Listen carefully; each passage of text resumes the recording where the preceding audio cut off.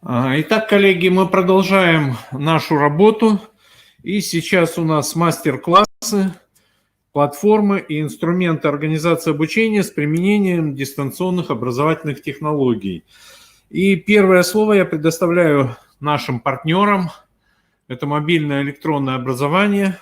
Трифонов Александр Анатольевич, ведущий специалист по методическому продвижению компании «Мобильное электронное образование». Александр Анатольевич, вам слово. Добрый день, уважаемые коллеги. Очень рад принимать участие в сегодняшней конференции. Говорить я буду про дистанционное образование. Тема очень актуальная, потому что все мы знаем ту ситуацию, в которой мы оказались в связи с коронавирусом, с рекомендациями Роспотребнадзора, с рекомендациями Министерства просвещения. И в этой сложной ситуации учителя должны организовывать образовательный процесс. Говорить будем про цифровую образовательную среду, что тоже актуально в настоящее время, потому что это четкий, ясный тренд государственной политики в сфере образования. И как можно организовать дистанционный урок простому учителю, используя ресурсы нашей цифровой образовательной среды, это как раз цель моего сегодняшнего выступления. Для тех, кто не знаком с МЭО, дам краткую характеристику нашей цифровой образовательной среды, чтобы было понятно, про что я буду говорить далее. Потому что я буду показывать, какие у нас есть инструменты и как их можно использовать, какие существуют алгоритмы и методики.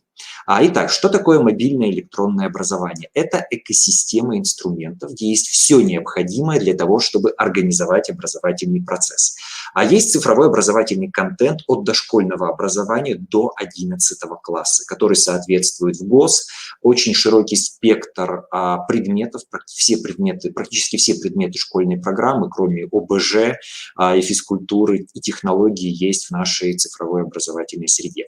Также есть курсы для внеурочной деятельности, благодаря которым можно, во-первых, организовать внеурочную деятельность, дополнительное образование детей или расширять содержание уже традиционных курсов физики, химии, технологий, потому что там есть курсы, благодаря которым можно реализовывать вот это профильное обучение, которое предусмотрено стандартом старшей школы. Есть инструменты управления и образовательным процессом. Это инструмент, благодаря которому учитель может назначить задание ученику, это матрица назначения заданий, может установить срок выполнения задания. То есть это на самом деле очень важно при дистанционном обучении. Ученики должны знать, какие задания они должны выполнять и к какому сроку. Есть инструменты мониторинга образовательного процесса, это электронный журнал, электронный дневник, потому что и родители должны получать обратную связь, и ученик, соответственно, тоже, и администрация должна знать, как идет образовательный процесс. Наш электронный журнал интегрируется с любыми региональными или муниципальными системами по учету образовательной деятельности, на самом деле здесь технических проблем нет. Если есть такой запрос, мы это осуществляем, во многих регионах это уже реализовано. Инструмент под названием Organizer, куда автоматически заносятся все задания, которые учитель назначил ученику, все онлайн-уроки, консультации, которые проходят в системе видеоконференц-связи. То есть ученик открывает Organizer, видит, что сегодня 25 ноября, он видит, что к 5 вечера я должен выполнить задание по математике, а в 3 часа у меня будет онлайн-урок по истории. И прямо из Organizer может переходить к этим мероприятиям. И цифровое портфолио – это инструмент, который позволяет аккумулировать все достижения ученика, формировать его индивидуальный цифровой след.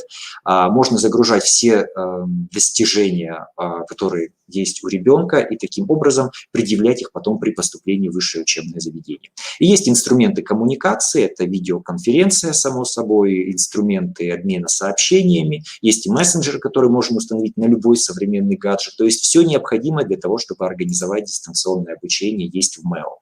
Ну и какие существуют общие подходы, какие есть этапы к организации дистанционного обучения.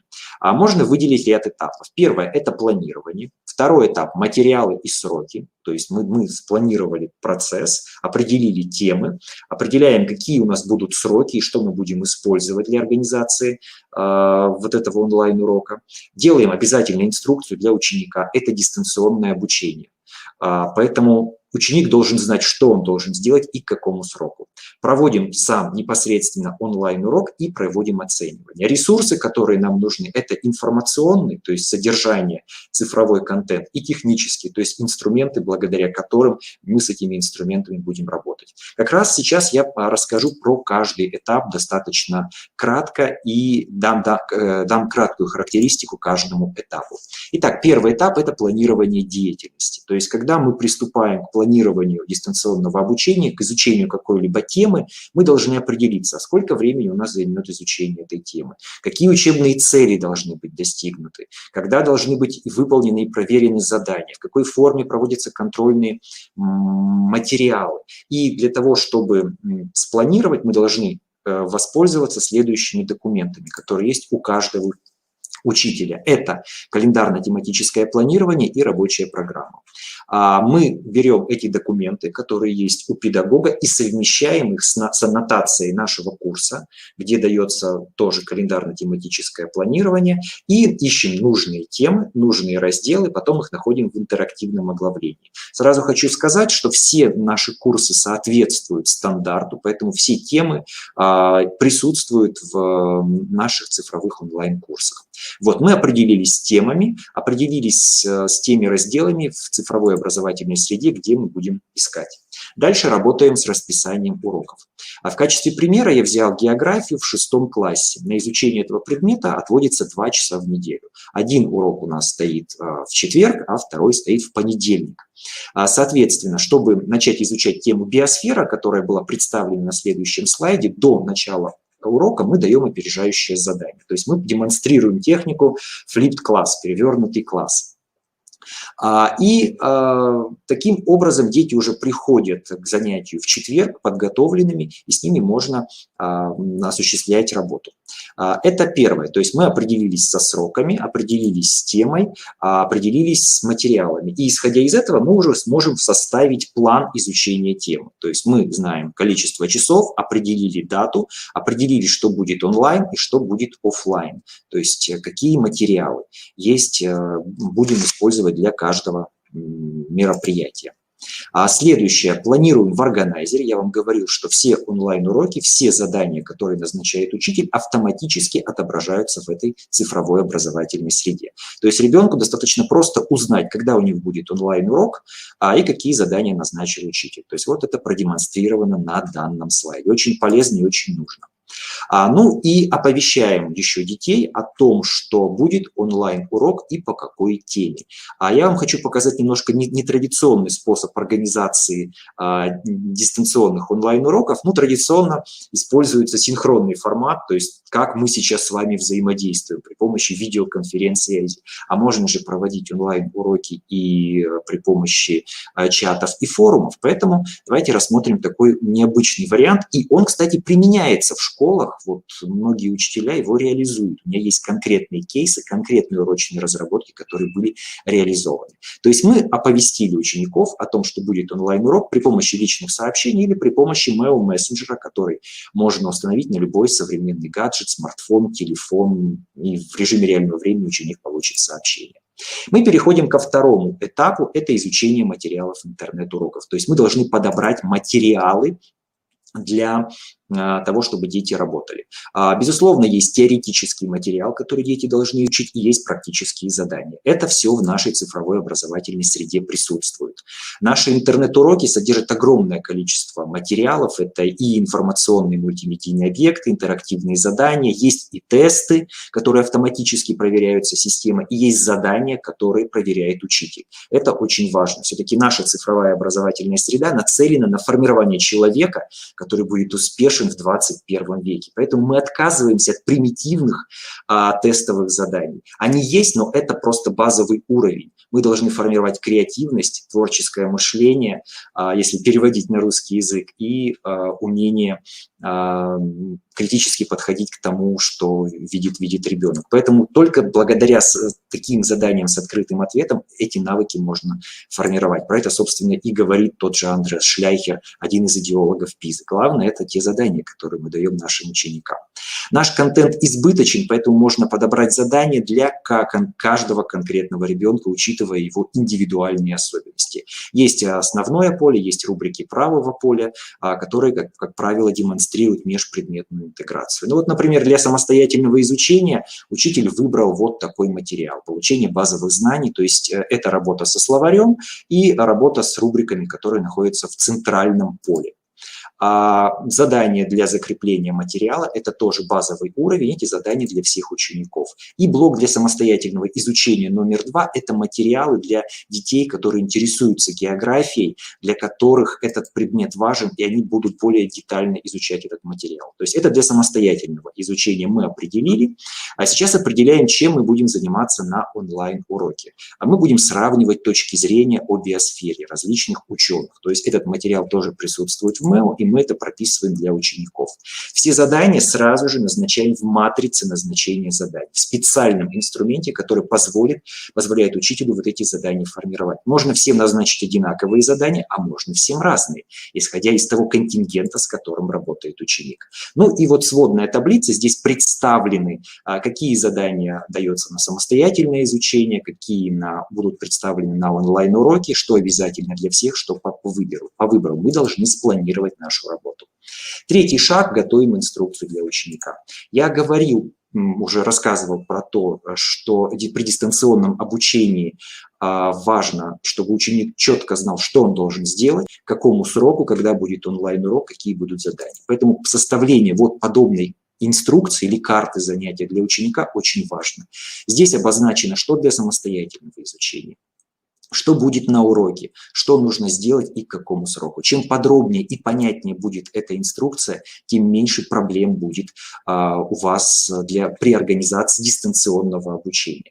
Также у нас есть такой инструмент, как итоговая страница, где видно, какие задания назначены ученику. То есть он может это увидеть и в органайзере, может и перейти в итоговой странице, то есть кому как удобно.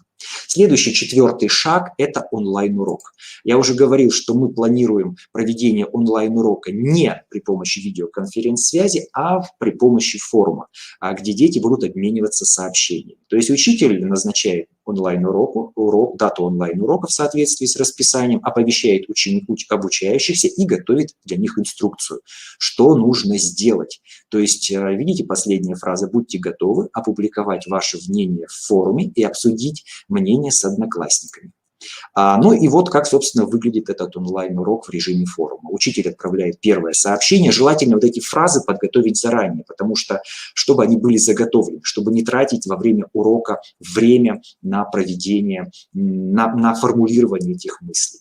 И таким образом проходит онлайн-урок. Можно таким образом организовать и групповую работу, то есть разделить детей на различные группы по тем или иным по той или иной проблематике, и будет групповая работа, потом устроить общее обсуждение в едином форуме. Такое тоже возможно, и это реализуется на практике. Ну вот конкретный пример тоже представлен на слайде.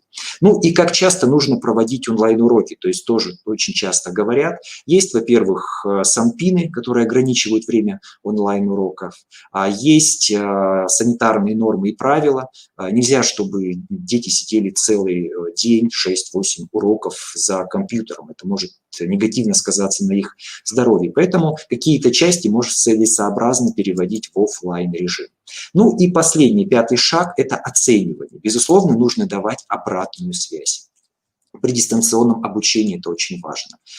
Ученик должен получать обратную связь и знать, как он выполнил задание. Это может быть простое слово «молодец», которое педагог напишет в чате, в форуме. Это может быть голосовое сообщение. В нашей системе учитель может отправлять голосовые сообщения и голосом комментировать те задания, которые выполняет ученик. Инструментов для этого очень много. Есть специальные личные сообщения, специальный инструмент коммуникации, есть мессенджер, где тоже можно давать обратную связь. Можно давать обратную связь и в самой форме заданий с открытым ответом. Вот такое тоже есть. Вот. Ну и как выглядит наш электронный журнал. Включать видео, чтобы вас было видно. Да, извините. Да, да, Да, ага, хорошо, просто вы, да, вы подключились, я думаю, вы мне что-то не, говорите. да, продолжайте. Да, я уже заканчиваю, рассказываю про последний момент, это из чего складывается оценка, про систему оценивания. Как я уже говорил, в МЭО есть и тесты, которые проверяются автоматически, и задания с открытым ответом, есть и задания к занятию, то есть это задание проектной деятельности, как я уже сказал, это ведущий вид деятельности в старшей школе, да и в основной тоже. Поэтому мы предусмотрели для учителей готовый инструментарий, который будет полезен учителям для организации дистанционных уроков. Коллеги, если есть вопросы, с удовольствием отвечу.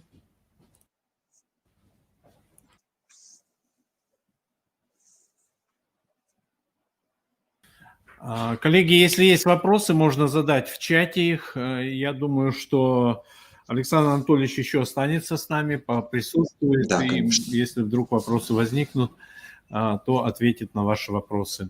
А мы двигаемся дальше, и у нас на связи должна быть Хворост Мария Григорьевна, но, как я посмотрел, вроде бы какие-то проблемы с подключением. Мы попробуем с ней связаться и попробуем наладить подключение чуть попозже. Сейчас я передаю слово Киршиной Юлии Анатольевне. Юлия Анатольевна, вы на связи у нас? Это информационные ресурсы педагогов, организация обучения с применением дистанционных образовательных технологий. Опыт, результаты. Да, Юлия Анатольевна. Да, здравствуйте. Да, здравствуйте. Меня зовут Киршина Юлия Анатольевна. Я работаю дистанционным учителем Республиканского центра образования более 9 лет. Необходимость такой формы возникла с внедрением проекта обучения детей-инвалидов в Республике Коми, а также как возможность решения общей проблемы нехватки учителей в сельских образовательных организациях республики, в том числе помощь по подготовке обучающихся малокомплектных школ в государственной итоговой аттестации. Дистанционный формат обучения многими традиционно понимается как обмен учебными материалами между субъектами образования. Но это не совсем так, и в моей работе дистанционная форма сохраняет образовательные технологии, методы, средства обучения при широком использовании массивов сети интернет, информационных и коммуникативных технологий. Что же для этого нужно школьному учителю?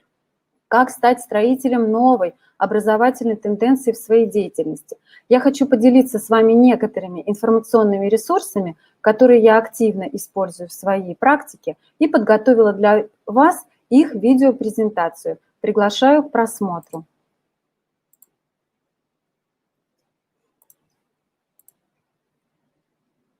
Можете, кому удобно, раскрыть на весь экран.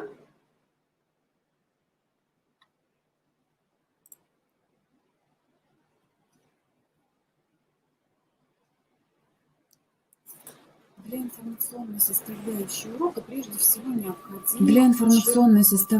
урока прежде всего необходима учебная платформа, как виртуальный учебный класс. Для меня это информационно-образовательная среда, созданная в приложении Moodle, которая позволяет создать собственную такую образовательную систему по предмету и для каждого класса в отдельности. Останавливаться на ресурсах и технологиях создания я не буду, так как это делалось уже не то, что это некий портфель средств для организации учебной деятельности, с которым учитель идет на урок. В период вывода на онлайн-обучение его отсутствие в школах, по моему мнению, стало одной из важных проблем, с которой столкнулись учителя. Покажу, какие ресурсы входят в информационно-образовательную среду на примере созданных мной. Мы с вами находимся на курсе обществознания, 11 класс. Посмотрите, к каждой теме есть определенный набор элементов и ресурсов, которые вы можете применять на уроке, выполняя различные образовательные задачи. А для того, чтобы познакомиться с тем, какие ресурсы конкретно можем создать и как они называются, мы перейдем в режим редактирования и обратимся к такому ресурсу, как добавить элемент. И посмотрим тот перечень, который нам предлагает данная платформа. А данная платформа нам предлагает следующее. Это создание анкет, баз данных, внешних инструментов, глоссариев, заданий, лекций, опросов, рабочих тетрадей, тестов, различного рода таких интерактивных заданий, работа по гиперссылкам, работа с страницами, работа, отправка заданий в виде файла. Созданы курсы на платформе Moodle на сайте Республиканского центра образования, на котором мы находимся с вами сейчас, и на единой системе дистанционного обучения Республики Коми по истории и по обществознанию. А также создан курс на этой же платформе для подготовки учащихся 9 классов малокомплектных школ Республики Коми за страницами учебника подготовки к итоговой государственной аттестации. Здесь на данном курсе отдельно разработаны темы, дополнены, да, и размещены такие нормативные, основные актуальные акты, входное тестирование, различного рода полезные ресурсы. Данный курс состоит из тем или разделов. В каждом разделе есть несколько блоков, всего их 3. Это познавательный блок, где ребята могут выполнять на практике это практический блок, где ребята могут выполнять на практике задания в формате государственной итоговой аттестации, и интерактивный блок, в котором они могут самостоятельно актуализировать знания, уже имеющиеся, или, возможно, восполнить пробелы в тех знаниях, которые образовались у них ранее. Вот посмотрите, да? Доска в аудитории, верный друг и помощник преподавателя. Доска в аудитории – верный друг и помощник преподавателя. Однако и на дистанте ею можно успешно пользоваться. Для этого предлагаю вашему вниманию интерактивную доску Miro. Это виртуальный аналог классической доски. С ее помощью можно не только наглядно показать что-либо ученикам, но и организовать проектную командную работу, устроить мозговой штурм, провести увлекательное интерактивное занятие. Интересен тот факт, что Miro – это российский стартап из Перми, вышедший на международный рынок. Нас интересует бесплатная версия. Вот что можно в ней делать. Miro не нужно скачивать и устанавливать. Вы будете работать прямо из браузера. Для пользования вам доступны 3 отдельных доски для одного аккаунта. Следовательно, если вам нужно больше, зарегистрируйте их на другие аккаунты. Перейдем на одну из досок и посмотрим, что же можно на ней делать. Здесь перед вами слева по центру набор инструментов. На доске можно писать как от руки,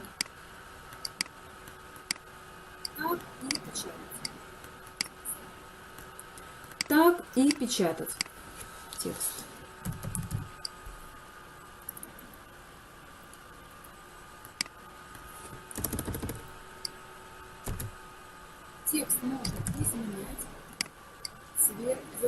Текст можно изменять, цвет задавать, расположение, объем, перемещать его туда, куда вам необходимо по вашей задумке.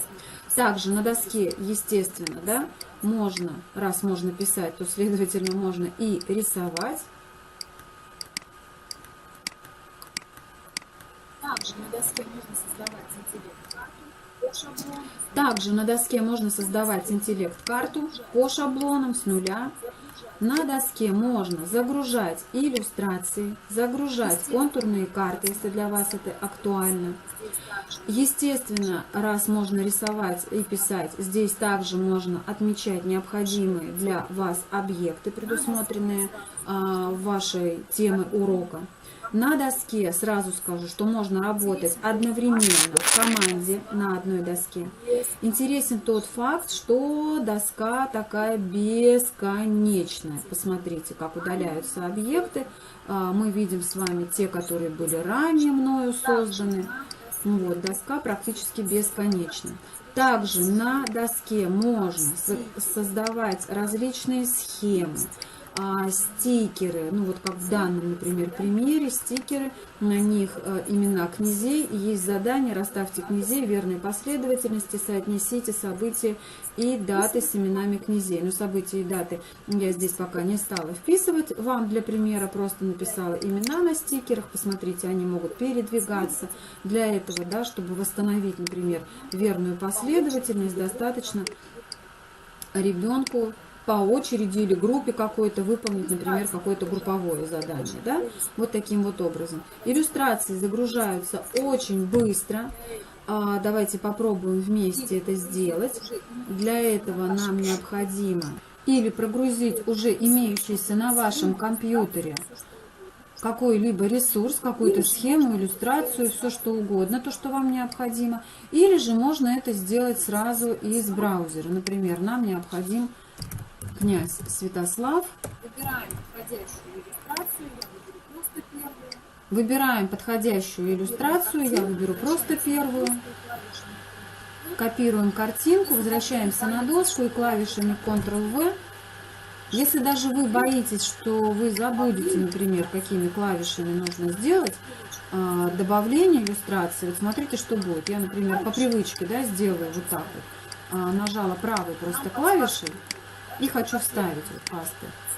Нам подсказка выходит, да, чтобы копировать, нужно Ctrl-C, для того, чтобы вставить, необходимо Ctrl-V нажать. И я, допустим, забыла, раз вспомнила, и посмотрите, у меня еще раз сейчас, да, продублируется изображение. Изображение можно менять, можно, естественно, перемещать. Я это удалю, потому что оно у нас точно такое же есть, продублировано. Можно выравнивать, выравнивание очень хорошо. Посмотрите, все навигации, все линеечки тут же автоматически получаются. Созданный объект можно сохранить. Для этого мы делаем следующие действия. Выделяем область для сохранения. Если вы хотите больший формат сохранить, пожалуйста. Нам предлагают маленький размер, маленький такой формат, ну формат один и тот же у нас JPEG, да, маленький размер, но я вас уверяю, то, что качество здесь нисколько не хуже. Задаем папку или там место назначаем, куда нужно сохранить данный файл, и можем его посмотреть. Вот, посмотрите, что у нас с вами сохранилось. Достаточно качество, я не могу сказать, что какое-то плохое и требующее дополнения. Ну что, добавляйте все материалы, которые вам необходимы для занятия, для урока на доску.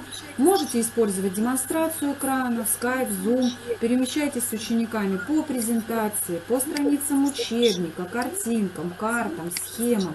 Но помните, что большим документам необходимо сначала прогрузиться. Советую минут за 15 до начала занятия их загрузить. Если это презентация, то необходимо пролистать слайды. Наиболее подходящий формат – это PDF формат. Интересно, что некоторые преподаватели используют Мира как интерактивный учебник на протяжении всего курса, умещая на одной практически бесконечной доске все материалы по дисциплине. Скорее всего, это в принципе удобно, поскольку позволяет ученикам быстро найти информацию по предыдущему заданию. Возможности не ограничены, были бы только ваши идеи. Удачи в применении доски! Я хочу познакомить вас еще с одной интерактивной онлайн-доской, которая относится к облачным технологиям Google, к облачным сервисам. Это доска Jamboard. Она позволяет дистанционно работать в режиме реального времени большому количеству участников. В ней можно совместно с коллегами, с обучающимися создавать контент, печатать, писать, рисовать, добавлять тексты, загружать изображения, работать на этих изображениях. Преимущество, на мой взгляд, данной доски в том, что можно создавать большое количество досок, состоящих из множества отдельных страниц. Также здесь есть панель инструментов слева по центру. Здесь есть и ручка, карандаш, маркер, 6 цветов. Есть ластик, но ластик, на мой взгляд, крайне неудобный, поскольку он, в отличие от доски Миру, стирает не то, что было вот нарисована полоска, и кликая на эту полоску, она удаляется полностью. Здесь нужно вот четко водить вот так вот рукой, и достаточно долгий процесс времени, и не очень визуально комфортно и удобно от этого. Ну, это вот на любителя.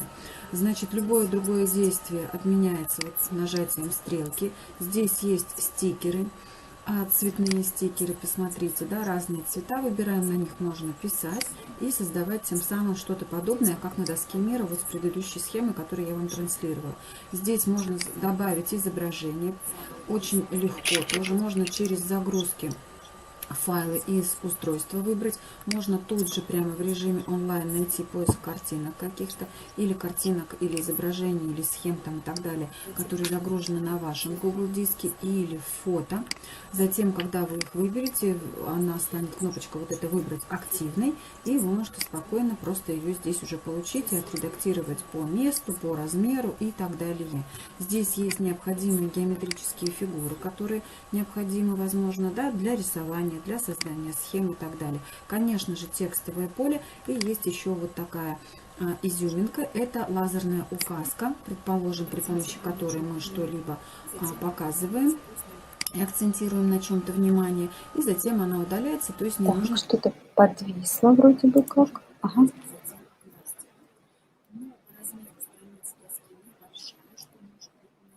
То есть не нужно прибегать затем к ластику.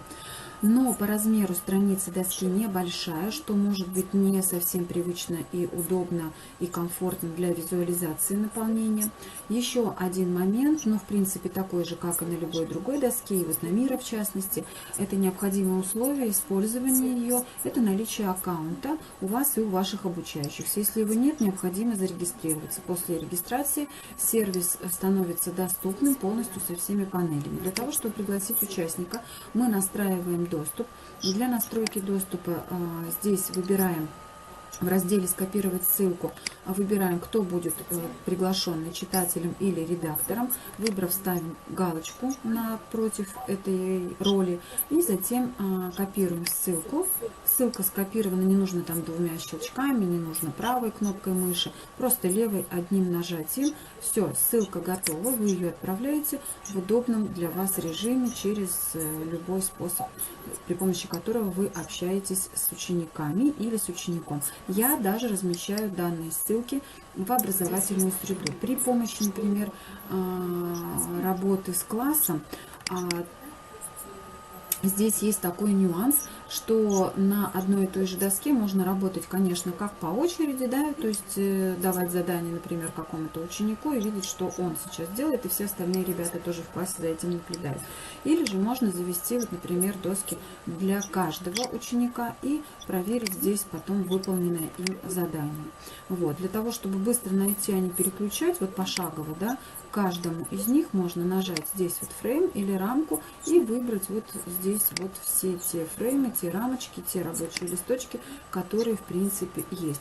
Достаточно неплохой сервис, достаточно функциональный, интересный, поэтому приглашаю вас к использованию. Также вашему вниманию хочу представить графический сервис. Это сервис Canva. Чаще всего этот сервис используют для того, чтобы делать иллюстрации для соцсетей, поскольку в редакторе есть уже готовые шаблоны под все популярные социальные сети.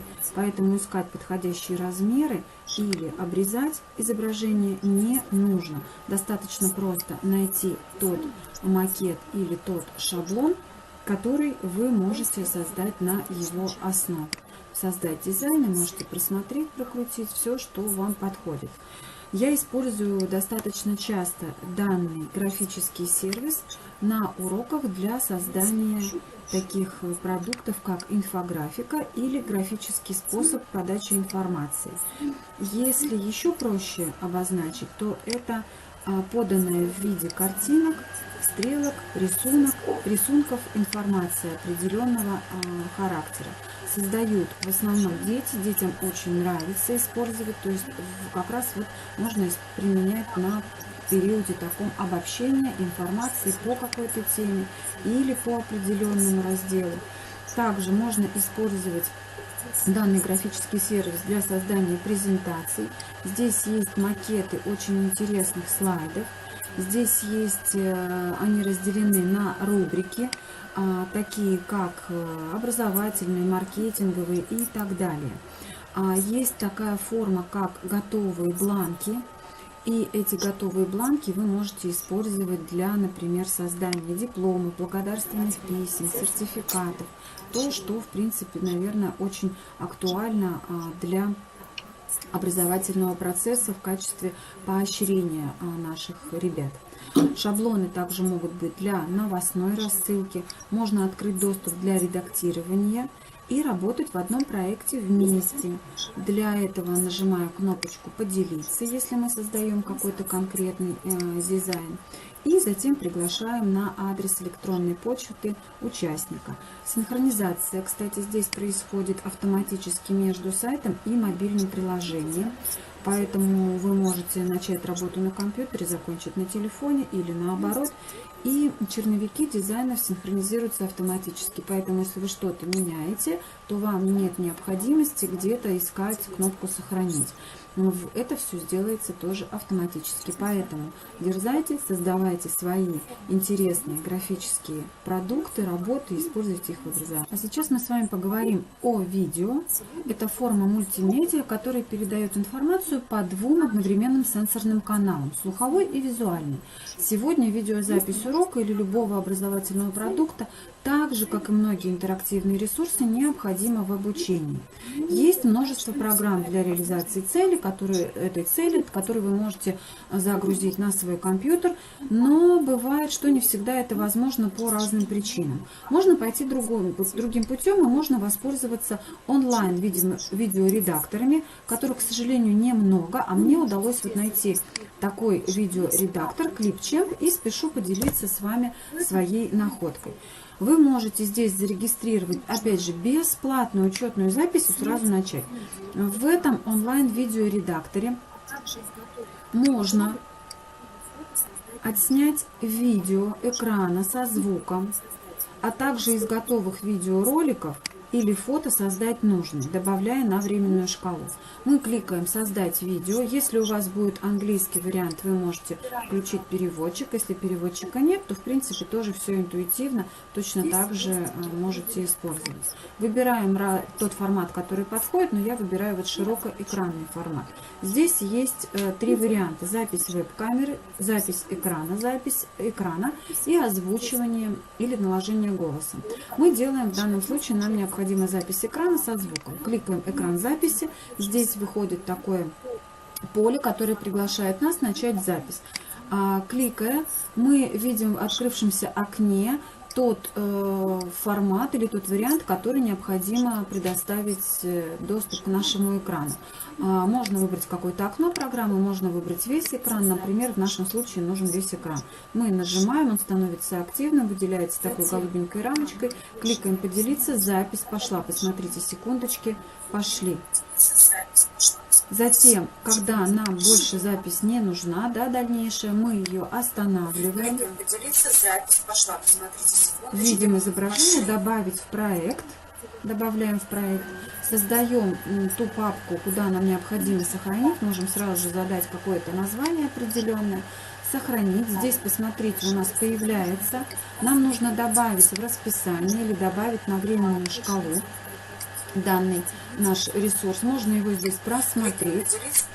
Можно его трещину создать, то есть разделить и затем обрезать то, что нам необходимо. Можно добавить сюда и так далее. Когда вы закончите полностью работу, мы делаем следующее. Нам нужен экспорт. Экспортируем мы выбирать можем в бесплатном варианте только то, что нам предлагается по умолчанию. Затем, посмотрите, вот здесь вот идет экспорт видео. Экспорт видео закончился. Опять же выходит окно с приглашением назначения сохранения. Куда, в какую папку. Можно опять же здесь продублировать. Только здесь уже у нас определенный формат. MP4. Мы кликаем «Сохранить».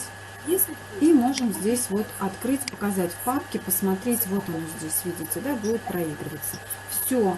Если вдруг возникает необходимость конвертации видео из одного формата в другой читабельный, я хочу вас познакомить с одним из лучших онлайн-конвертеров, на мой взгляд, конечно же. Название 123 Apps. Это заявлено такой мультимедийный ресурс, который как бесплатные веб-приложения. Здесь можно работать с видео, аудио, если возникает не только потребность в их конвертации, но и, например, в таких вопросах, как в обрезке, например, аудиозаписи, соединении нескольких, конвертации аудио в другой формат, видеоконвертации, обрезки видео, записи звука и так далее. Очень хорошо с аудио работает. Здесь есть такие функции на затухание и на то, чтобы видео звучало громче, чтобы это все происходило плавно. Нам, например, необходимо видеоконвертер. Давайте посмотрим. Конвертация очень простая. Открываем файл, который необходим. Предположим, конвертируем то, что записалось не так давно. Да? Нажимаем «Открыть». Загрузка пошла. Загрузилось очень быстро. Видео, в принципе, небольшое. Выбираем нужный нам формат и конвертировать. Конвертация происходит буквально мгновенная. Все. Вы можете скачать. В итоге, дорогие коллеги, хотим мы модернизации или продолжаем сопротивляться инновациям, такой подход к организации образовательной деятельности, как дистанционное обучение, имеет не только неоспоримые преимущества, но и требует, конечно, значительного увеличения временных затрат на подготовку и заставляет учителя работать интенсивнее, повышает его нагрузку. Но без этого невозможно решить задачи, поставленные перед современным образованием. И все созданные и представленные сегодня мной информационные ресурсы и продукты легко можно загрузить в образовательную среду, которую я представила в начале своей видеопрезентации, при помощи, опираясь на которую вы можете легко создать и привести любой урок. Спасибо слушателям за внимание, а организаторам за предоставленную возможность выступления, стремлений и свершений в нашем труде. Спасибо, Юлия Анатольевна. Я думаю, содержательно для учителей будет очень полезно все эти ресурсы попробовать. Один вопрос: с помощью какого ресурса записывали рабочий стол? Записывала при помощи Camtasia. О, еще один. Да, еще один ресурсов очень много, поэтому, когда я стала готовиться, я поняла, что у меня такой огромный список, и что же выбрать. И поговорив с учителями, со своими подругами и друзьями, которые работают в реальных школах, и столкнулись с этой проблемой, и многим с ними делюсь, и вот по потребностям, что называется, от них выбрала именно вот эти ресурсы. Хорошо, спасибо большое. Пожалуйста. Удачи вам в вашей работе.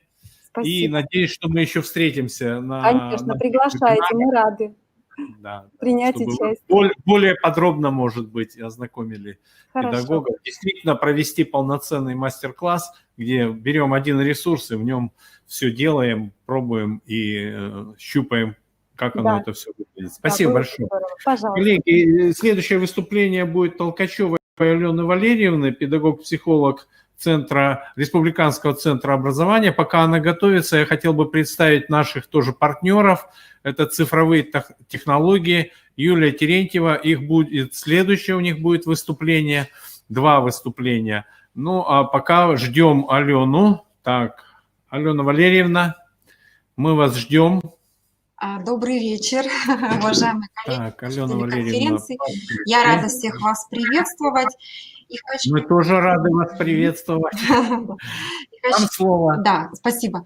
Хочу сегодня поделиться своим опытом работы в психолого-педагогическом сопровождении образовательного процесса при помощи дистанционно-образовательных технологий. Сейчас, минуточку. Ага, вот назад чуть-чуть.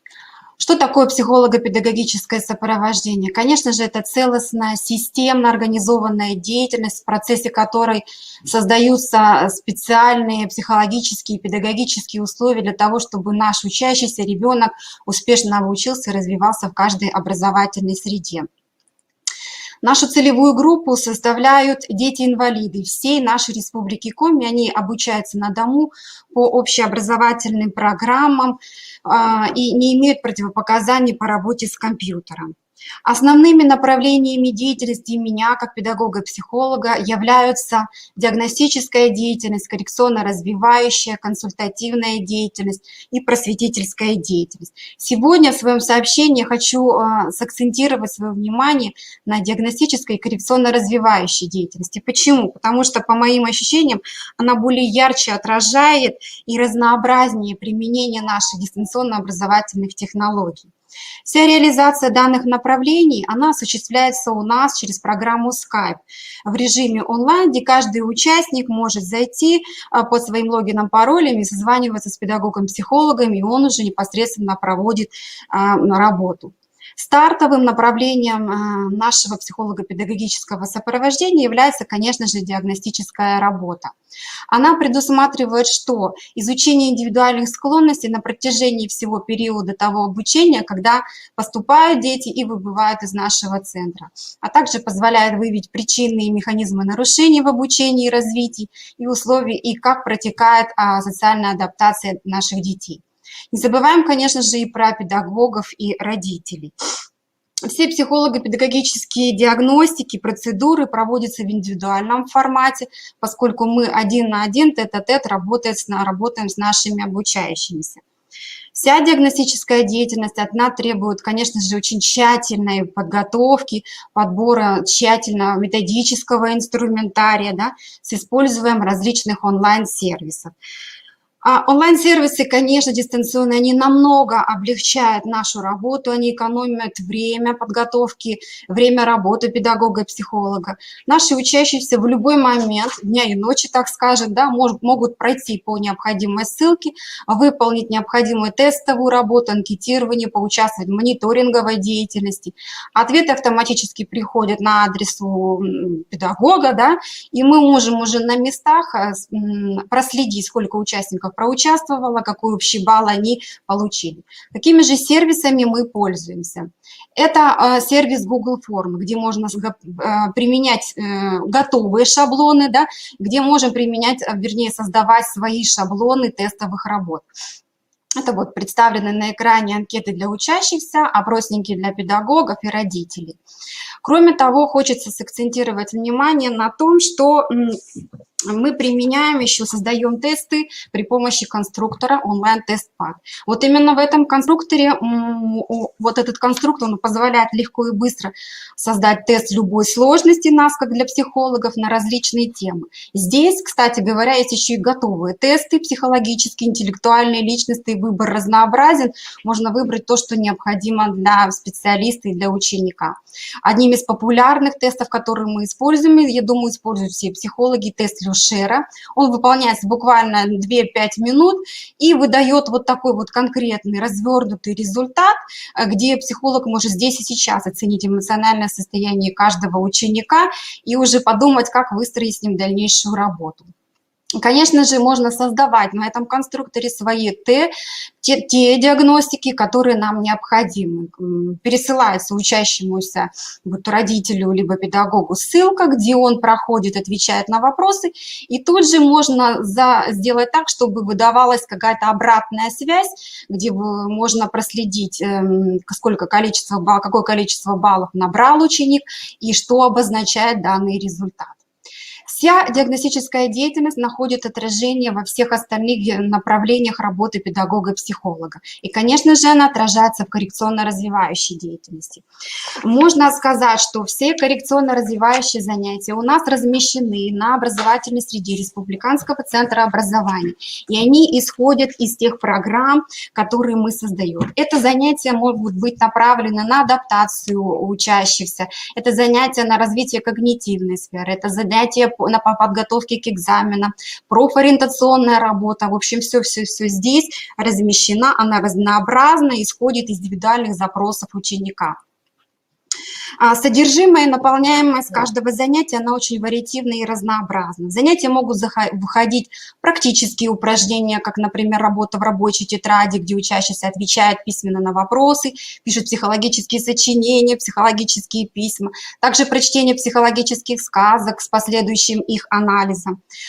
Что касается разминочных упражнений, если мы, например, работаем по программе когнитивного развития, очень хорошо помогает здесь программа Hot Potato. Здесь ребенок может самостоятельно передвигать карточки, заполнять какие-то пропуски, это все красочно, это все интерактивно, и это все мотивирует учащихся на дальнейшую работу. В основной части коррекционно-развивающих занятий очень хорошо помогает сервис Learning Apps. Здесь можно выбирать готовые шаблоны других психологов нашей страны и по ним работать, а также создавать свои.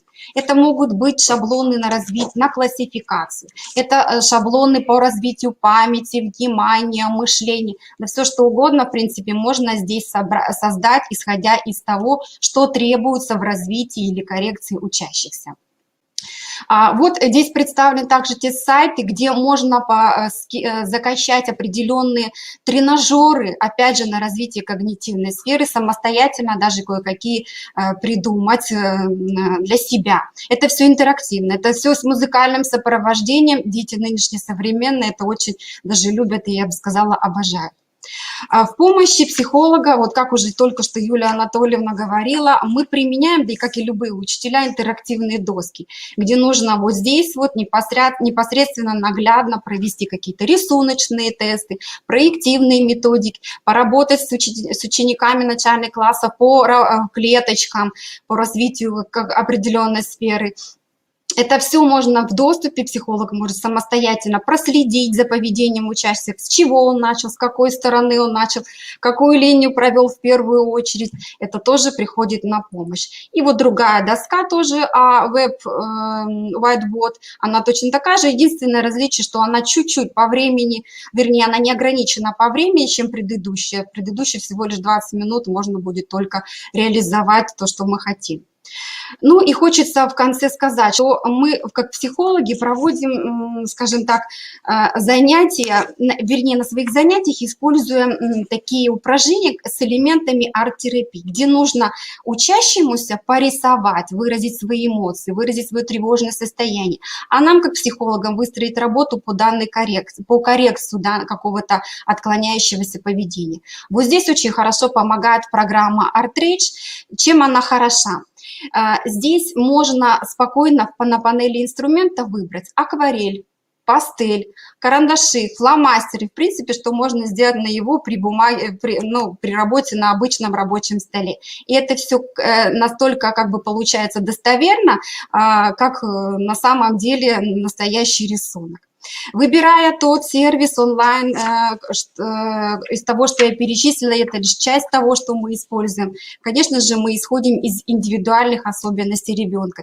И под ребенка подстраиваем уже содержимое и наполняемость каждого занятия.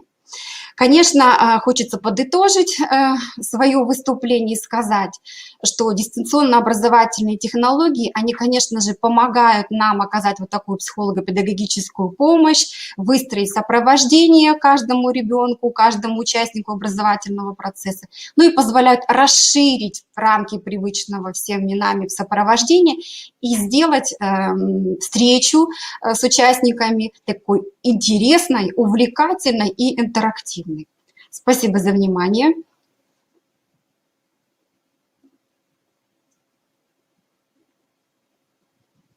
Я закончила свое выступление.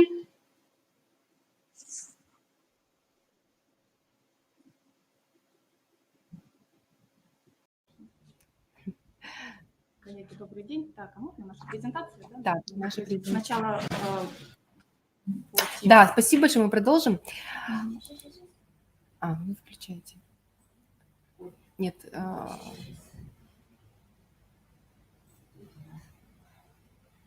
Так, ну пока нам загружают презентацию, я представлюсь. Меня зовут Терентьева Юлия, я директор компании «Цифровые технологии». Мы образовательными учреждениями Республики Коми работаем на протяжении уже многих лет по поставкам лицензионного программного обеспечения, но мы скорее известны для вас как компания Гендель. У нас в этом году произошел ребрендинг и юридическая реструктуризация, в связи с чем мы с текущего года работаем с образовательными организациями от компании «Цифровые технологии», что, собственно, не должно вас смущать.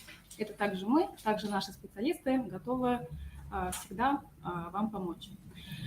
Сегодня мы продолжаем разговор про инструменты Office 365 от компании Microsoft. Еще раз хотим поделиться с вами о тех преимуществах, которые предоставляет инструмент Microsoft Teams для организации дистанционной работы. Это современный инструмент, который включает в себя разные способы для организации работы для дистанционного обучения. Я сейчас передам слово региональному представителю Республики Коми Линд Светлане.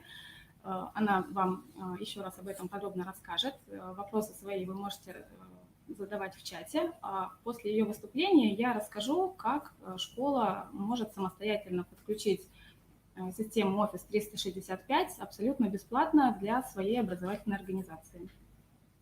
Да. Здравствуйте еще раз, коллеги, здравствуйте, сотрудники образовательных учреждений. Расскажу вам про такой удобный сервис Microsoft Teams. Он входит в состав Office 365, Microsoft Office 365, который удобен своими сервисами для полноценного дистанционного образования. Ну и, пожалуй, начну с того, что сейчас идет активное продление академических лицензий по программе «Первая помощь». И на 2021 год необходимо приобретать всем образовательным учреждениям. И условия остаются те же, заказ от 17 лицензий для образовательного учреждения, количество базовых пакетов идет по количеству персональных компьютеров образовательного учреждения. Есть особые условия заказа для детских садов, для дополнительных образований. Если количество персональных компьютеров меньше, то там индивидуально можно сделать размещение заказа, так сказать, по потребности. Эти лицензии действуют 1 календарный год, и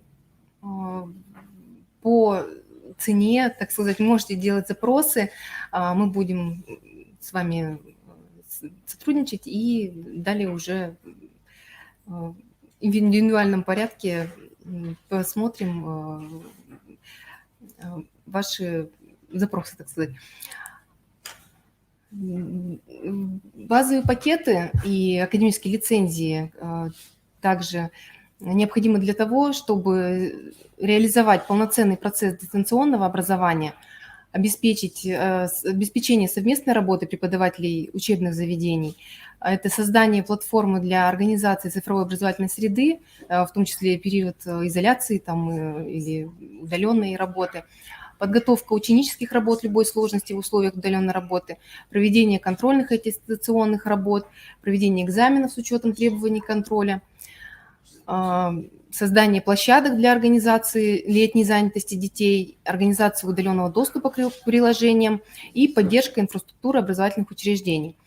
Все это позволяет сделать, так сказать, базовый пакет. Ну и как бесплатный бонус к базовому пакету Microsoft для формирования цифровой образовательной среды школы мы сейчас поговорим вот про сервис Teams. Это точка входа в цифровую образовательную среду школы. Подразделяется Office 365 на такой комплект приложений. Это стандартные офисные приложения, всем давно известные, как Word, Excel, PowerPoint. Это электронная почта и календарь. Очень удобный сервис для коммуникаций. Средства повышения продуктивности. Также вот приложения, туда входят Forms, такие удобные для учителей. Далее мы тоже еще об этом поговорим. И Teams – средства коммуникации совместной работы. Это как отдельно выделенная, можно сказать, такая категория. И сейчас мы посмотрим, что позволяет сделать Teams. Позволяет сделать единое пространство для общения, обмена информацией. Любой тип информации – это документ, видео, картинки, сайты. Это закрытый школьный ресурс, то есть туда посторонние не могут войти, либо же, если вы хотите пригласить каких-то экспертов, либо каких-то участников, можно это сделать путем приглашения. И поддержка существующих ресурсов школы, системы управления обучением, множество школьных сценариев, например, проектная работа, электронная учительская, онлайн-педсоветы, чаты классов и так далее. Все это можно организовать в одном едином закрытом пространстве. Что такое Microsoft Teams? Microsoft Teams – это пространство для совместной работы, совместная работа учителя с учениками, учителя с родителями, руководство школы с сотрудниками и так далее. То есть между собой коммуникации. В основу лежит мессенджер, также добавляются коммуникаторы, это звонки, видеоконференции, и добавляется информация в виде структуры, то есть совместное редактирование документов, файлов, можно поделиться различной информацией, все в одном ресурсе. Microsoft Teams преимущество по сравнению с социальными сетями, мессенджерами, смс-сообщениями. Все пользователи групп в Teams входят в закрытый контур школы. Случайные люди в группах исключены, как я уже говорила, если это не приглашенный гость, эксперт с вашей стороны, но это только лишь по вашему запросу. Отсутствие рекламы, отвлекающих баннеров, возможность включения в группу стороннего пользователя с внешним адресом, как я уже говорила, экспертов, родителей, представителей других школ и так далее. И универсальный доступ в школе, дома, в дороге, с любых стационарных и мобильных устройств, на тех, где есть доступ в интернет. То есть доступно в любой точке мира, можно сказать, и чем он удобен. Microsoft Teams. Возможности для администрации, руководителей методических сообществ. Организация виртуального педагогического сообщества – это проведение педсоветов, совещаний в Teams с возможностью видео, аудио, текстовой фиксации хода, содержание и результаты мероприятий. Особенно актуально для школ, центров образования, объединяющих несколько зданий. Создание педагогической методической библиотеки – это документы с управлением правами доступа на просмотр, редактирование, файлы любого формата, ссылки на внешние полезные материалы, ресурсы, приложения, общение с педагогами, коммуникация с определенными педагогами, группами, требуемого состава для тематической работы, организация внутришкольных, межшкольных педагогических конференций, оперативное информирование педагогов о событиях школы, это новости, приказы, документы, и проведение опросов анкетирования, также это с помощью приложения Forms. Microsoft Teams – возможности для учителя, куратора проектной деятельности, куратора группы ученического самоуправления, педагога, психолога, методиста, организация виртуальных классных комнат по предмету для классов, в которых преподает учитель, для ребят, посещающих внеурочные занятия, для групп обучающихся, занимающихся проектной и исследовательской деятельностью, для одаренных детей, отстающих детей, детей спортсменов, детей, занимающихся по индивидуальным программам дома, например, и для детей, осваивающих основную образовательную программу в формате самообразования или семейного образования, для подготовки обучающихся к ЕГЭ, конкурсам и олимпиадам. Microsoft Teams – возможности для классных руководителей либо родителей. Организация виртуального сообщества родителей класса – это проведение общих родительских собраний, в Teams с возможностью видео, аудио, текстовой фиксации входа, создание библиотеки класса, документы с управлением правами доступа на просмотр, редактирование, то есть создают как родители, так и руководители, как дети, файлы любого формата, ссылки на внешние полезные материалы, ресурсы и приложения, консультационные часы с родителями, быстрая связь родителей друг с другом и родителей с учителем, быстрая связь, и оперативное информирование родителей о событиях класса. Это различные документы, фото, новости. Интеграция всех необходимых родителям сервисов Teams, это электронный дневник, электронный журнал и проведение опросов анкетирования также. Microsoft Teams. Возможности для учащихся. Работа в Teams на персональном компьютере, планшетах, телефонах. Как я уже говорила, с любого устройства. Совместная работа над задачей, проектом. Возможно, совместное редактирование, совместное создание различных презентаций. Быстрая связь с учителем, всеми участниками группы, определенным участникам. Обучение по индивидуальной траектории и загрузка и совместная работа с файлами в общем пространстве.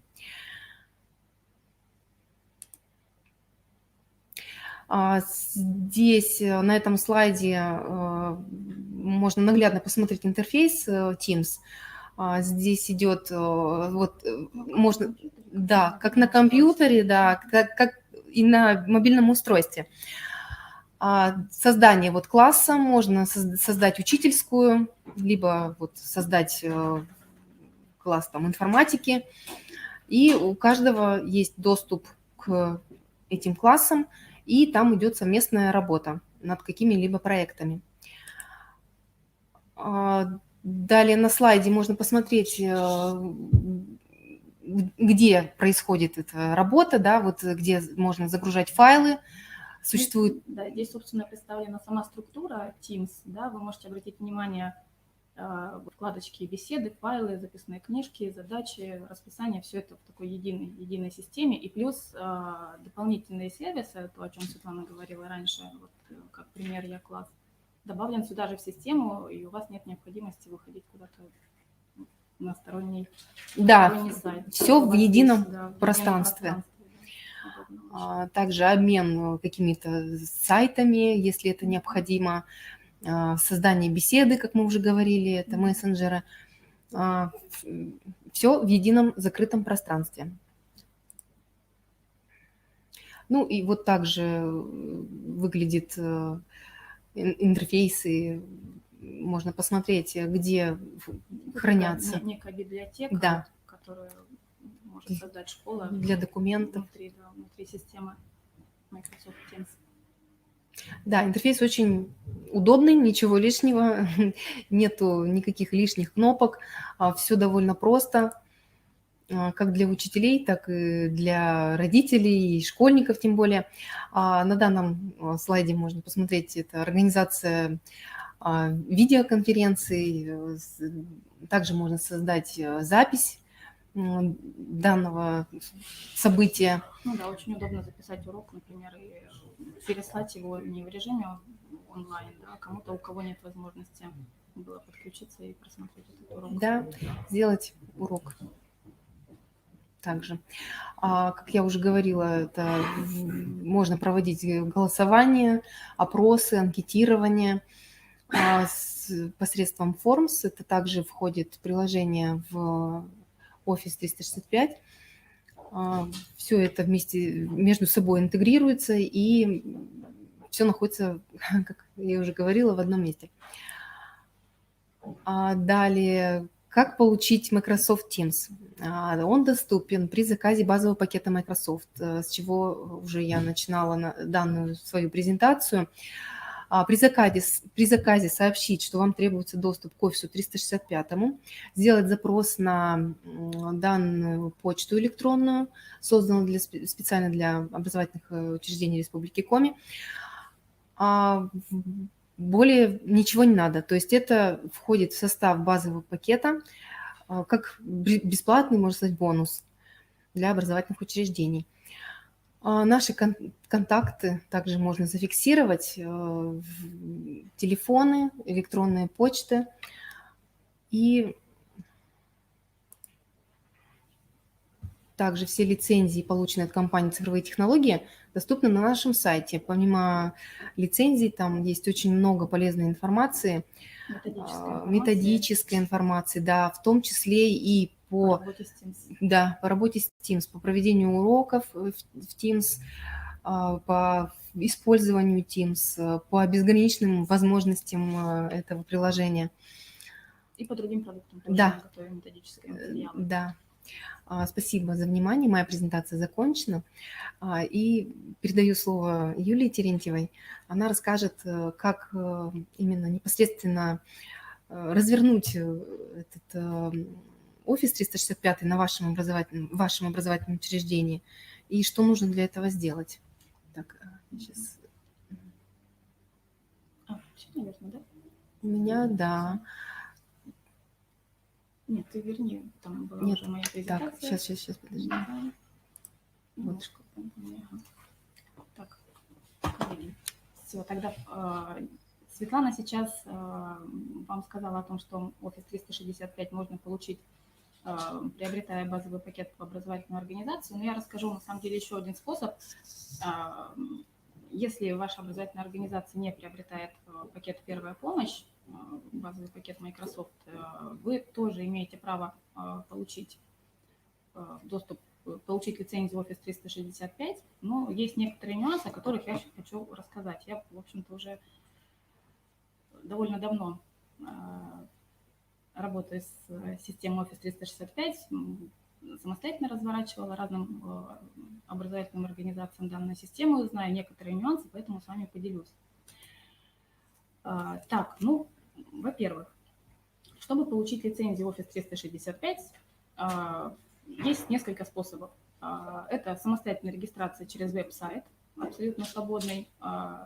Год назад примерно данный сервис был недоступен, но вот в условиях пандемии в этом году, когда появилась необходимость в организации дистанционного обучения, Microsoft, в общем, провел достаточно большую работу для того, чтобы предоставить образовательным организациям доступ к бесплатным лицензиям Office 365 и с возможностью самостоятельной регистрации. Ранее этого сервиса не было, он был недоступен какое-то время, ну вот сейчас он есть, я сейчас вам об этом расскажу. Ну и как Светлана уже сказала, при покупке годовой подписки School Agreement, базовый пакет Microsoft, вы тоже можете получить. Расскажу, в чем, собственно, отличие, в чем нюансы, как это сделать. Так, ну, сначала начнем мы с вами. Что-то у нас так тут летает. Кому подойдет вариант регистрации через веб-сайт? Здесь, если школа приняла решение развернуть у себя 365, чтобы использовать эти инструменты, она должна прежде всего убедиться в том, что у школы есть доменное имя, вот такого вида, как указано на слайде, да, school.ru, да, и имеет доступ к его управлению. Сейчас чуть позже поясню, почему. И здесь также обращу ваше внимание, если у школы есть русскоязычный домен, то вот русскоязычный домен не подойдет для того, чтобы зарегистрироваться на веб-сайте. Здесь как раз вариант с первой помощью подойдет больше. Так, смотрите, если вы сейчас имеете возможность вместе со мной пройти, собственно, путь регистрации нового тенанта, вы можете скопировать данную ссылку и уже поэтапно пройти вместе со мной пошагово и зарегистрировать свою образовательную организацию в системе Office 365. Ну вот, собственно, мы переходим с вами по ссылке, и вы видите страницу, где вам предлагается начать работу с Office 365 бесплатно. Вам необходимо ввести школьный адрес почты. Желательно, чтобы это был официальный адрес с официальным доменом школьной почты. Но из моих таких наблюдений, да, у многих школ, особенно в регионах, где-то в глубинках, электронные почты находятся на бесплатных доменах, на Gmail, на Яндекс, на Mail. Вот здесь, конечно, есть нюансы. Если у вас почта на Gmail, и вы попытаетесь здесь зарегистрироваться, Microsoft вас не пропустит, и регистрация у вас не получится. Но вот я попробовала буквально на днях зарегистрировать на Яндексе, и мне удалось зарегистрировать школу именно на почте Яндекс. Не пробовала с мейлом, но можете попробовать. Gmail однозначно не подходит. Так, дальше. Когда вы вводите сюда электронную почту, вам предлагается заполнить анкету. Ну, здесь, собственно, очень все просто, понятно. Указывается страна, фамилия, имя, отчество. Ну, скорее всего, да, это будет будущий администратор системы. Указывается электронный адрес администратора системы. Он может отличаться от того адреса, который вы ввели на предыдущей странице. Самое главное, чтобы он был актуальный, поскольку туда будут приходить все необходимые сведения, касающиеся системы Office 365, полученных лицензий и так далее. Вводится телефон, указывается название образовательной организации, указывается, сейчас добавила сведения, какого количества учащихся в образовательной организации, тоже это указывается. Далее вы переходите на страницу создания идентификатора пользователя, да, собственно, такую первоначальную учетную запись для входа в систему Office 365. Здесь ваша фантазия на самом деле не ограничена, но если это администратор системы, то логично указать это как админ и указать, придумать поддоменное имя. Он будет на домене onmicrosoft.com. Здесь тоже логично придумать название, которое будет созвучно, например, вашей школе. И когда вы вводите, если у вас вы будете вводить поддоменное имя, которое уже есть в системе Office 365, он, соответственно, вам выдаст уведомление, что необходимо, да, как-то изменить. Если оно будет свободно, то вы в итоге получаете учетную запись, как здесь представлено на слайде. Придумываете пароль и двигайтесь дальше. Microsoft заботится о безопасности, поэтому необходимо пройти проверку робота, необходимо ввести мобильный телефон для того, чтобы получить код безопасности. Он может прийти либо в виде смс, либо позвонить по телефону. Здесь вы сами выбираете, вводите код, и, собственно, вы уже находитесь в системе. Буквально несколько шагов, которые я сейчас вам продемонстрировала, позволяет вам уже получить получить временные лицензии для быстрого старта решения Office 365. То есть вот в этом случае, в данном случае, вы уже в системе, у вас уже есть 500 лицензий Office 365 план А1 для учащихся и 500 лицензий Office 365-1 для преподавателей. Они бесплатны для вас, но срок их действия ограничен. Сейчас он предоставляется Microsoft на полгода. То есть, в принципе, все. Вот если у вас там есть прям срочная необходимость, вы уже прямо сейчас можете начать с этим работать. Но, опять же, так, когда проходит полгода, лицензии заканчиваются, все, созданные все вами учетные записи, вся работа, она, конечно, уже будет наверняка проделана напрасно. Поэтому расскажу, что сделать для того, чтобы эти лицензии были для вас бесплатны. Для того, чтобы получить постоянные лицензии, вам необходимо пройти проверку принадлежности к организации, которая имеет право на использование бесплатной Office 365 план А1. Вообще немножечко остановлюсь на планах. Office 365 имеет разные планы и для коммерческих организаций, для государственных организаций, для образовательных организаций тоже есть там различные планы. Ну вот непосредственно бесплатный план – это Office 365 план А1, который включает в себя набор сервисов, таких как Teams, там, электронная почта, Exchange, Forms и так далее. Word, Excel, PowerPoint, они тоже присутствуют в данном плане, но только в онлайн-версии. То есть локальные документы вы создать не сможете. Но, тем не менее, организовать дистанционную работу с сайтами вы здесь уже сможете. Итак, чтобы подтвердить, что вы являетесь образовательной организацией, вам необходимо добавить домен. Здесь, так как я сказала первоначально, вам нужно иметь доступ к управлению вашего домена. Вы переходите на вкладочку «Параметры». Вы находитесь, во-первых, переходите на систему администрирования, вкладка «Параметры» и «Домены». Ну и здесь нажимаете «Добавить». Нажимаете «Добавить домен» и, и вводите тот домен. Например, у вас уже есть сайт школьной почты на таком-то домене, вы его сюда вводите и нажимаете «Использовать этот домен». Он уже добавляется сюда, в системе Office 365, но его необходимо валидировать, так называемое, ну, проверить. Есть два способа. Добавить TXT-запись в DNS и добавить текстовый файл на сайт домена. Ну вот покажу, как происходит в случае проверки TXT-запись. В этом случае вам необходимо иметь доступ к DNS-записям. Когда вы выбираете этот способ, нажимаете «Далее», вам предлагается эта запись, вот она указана, да, вот такая запись, она должна быть вами введена в DNS, TXT-запись. Когда вы эту запись вводите, вы нажимаете «Подтвердить», «Проверить» и «Закрыть». И буквально там в течение нескольких секунд Microsoft проверяет, и если все действия были выполнены корректно, то, в общем-то, система проверяет вас и уже идентифицирует вас как пользователя образовательной организации. И второй способ, если у вас возможность добавить текстовый файл на сайт домена. Если вы выбираете этот способ, непопулярный такой способ, но тем не менее, вот мы недавно проверили, достаточно работает. Но тут в этом случае вам необходимо иметь возможность входить в систему поставщика хостинга веб-сайтов. Вам нужно скачать вот тот файлик предложенный, который, когда вы переходите далее, выбрав этот способ, скачиваете этот файлик, копируете себе на рабочий стол, заходите в систему хостинга, добавляете верхнюю папку. С сайтом в этом случае ничего не произойдет.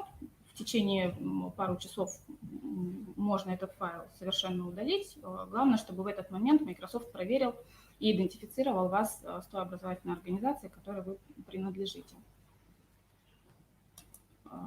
Ну и когда эти манипуляции у вас выполнены, вы заходите во вкладочку «Домены», чтобы убедиться в том, что домен является работоспособным и позволяет вам создавать учетные записи. Если у вас домен не проверен, то, собственно, у вас будет такой вид системы.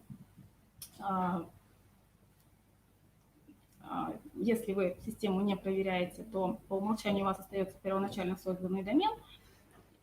Добавленный вами домен, он не является работоспособным. В случае, если домен проверен корректно, то он уже имеет статус работоспособный и назначается по умолчанию, после чего вы сможете уже создавать учетные записи для учащихся и учеников, ну вот, собственно, такого вида.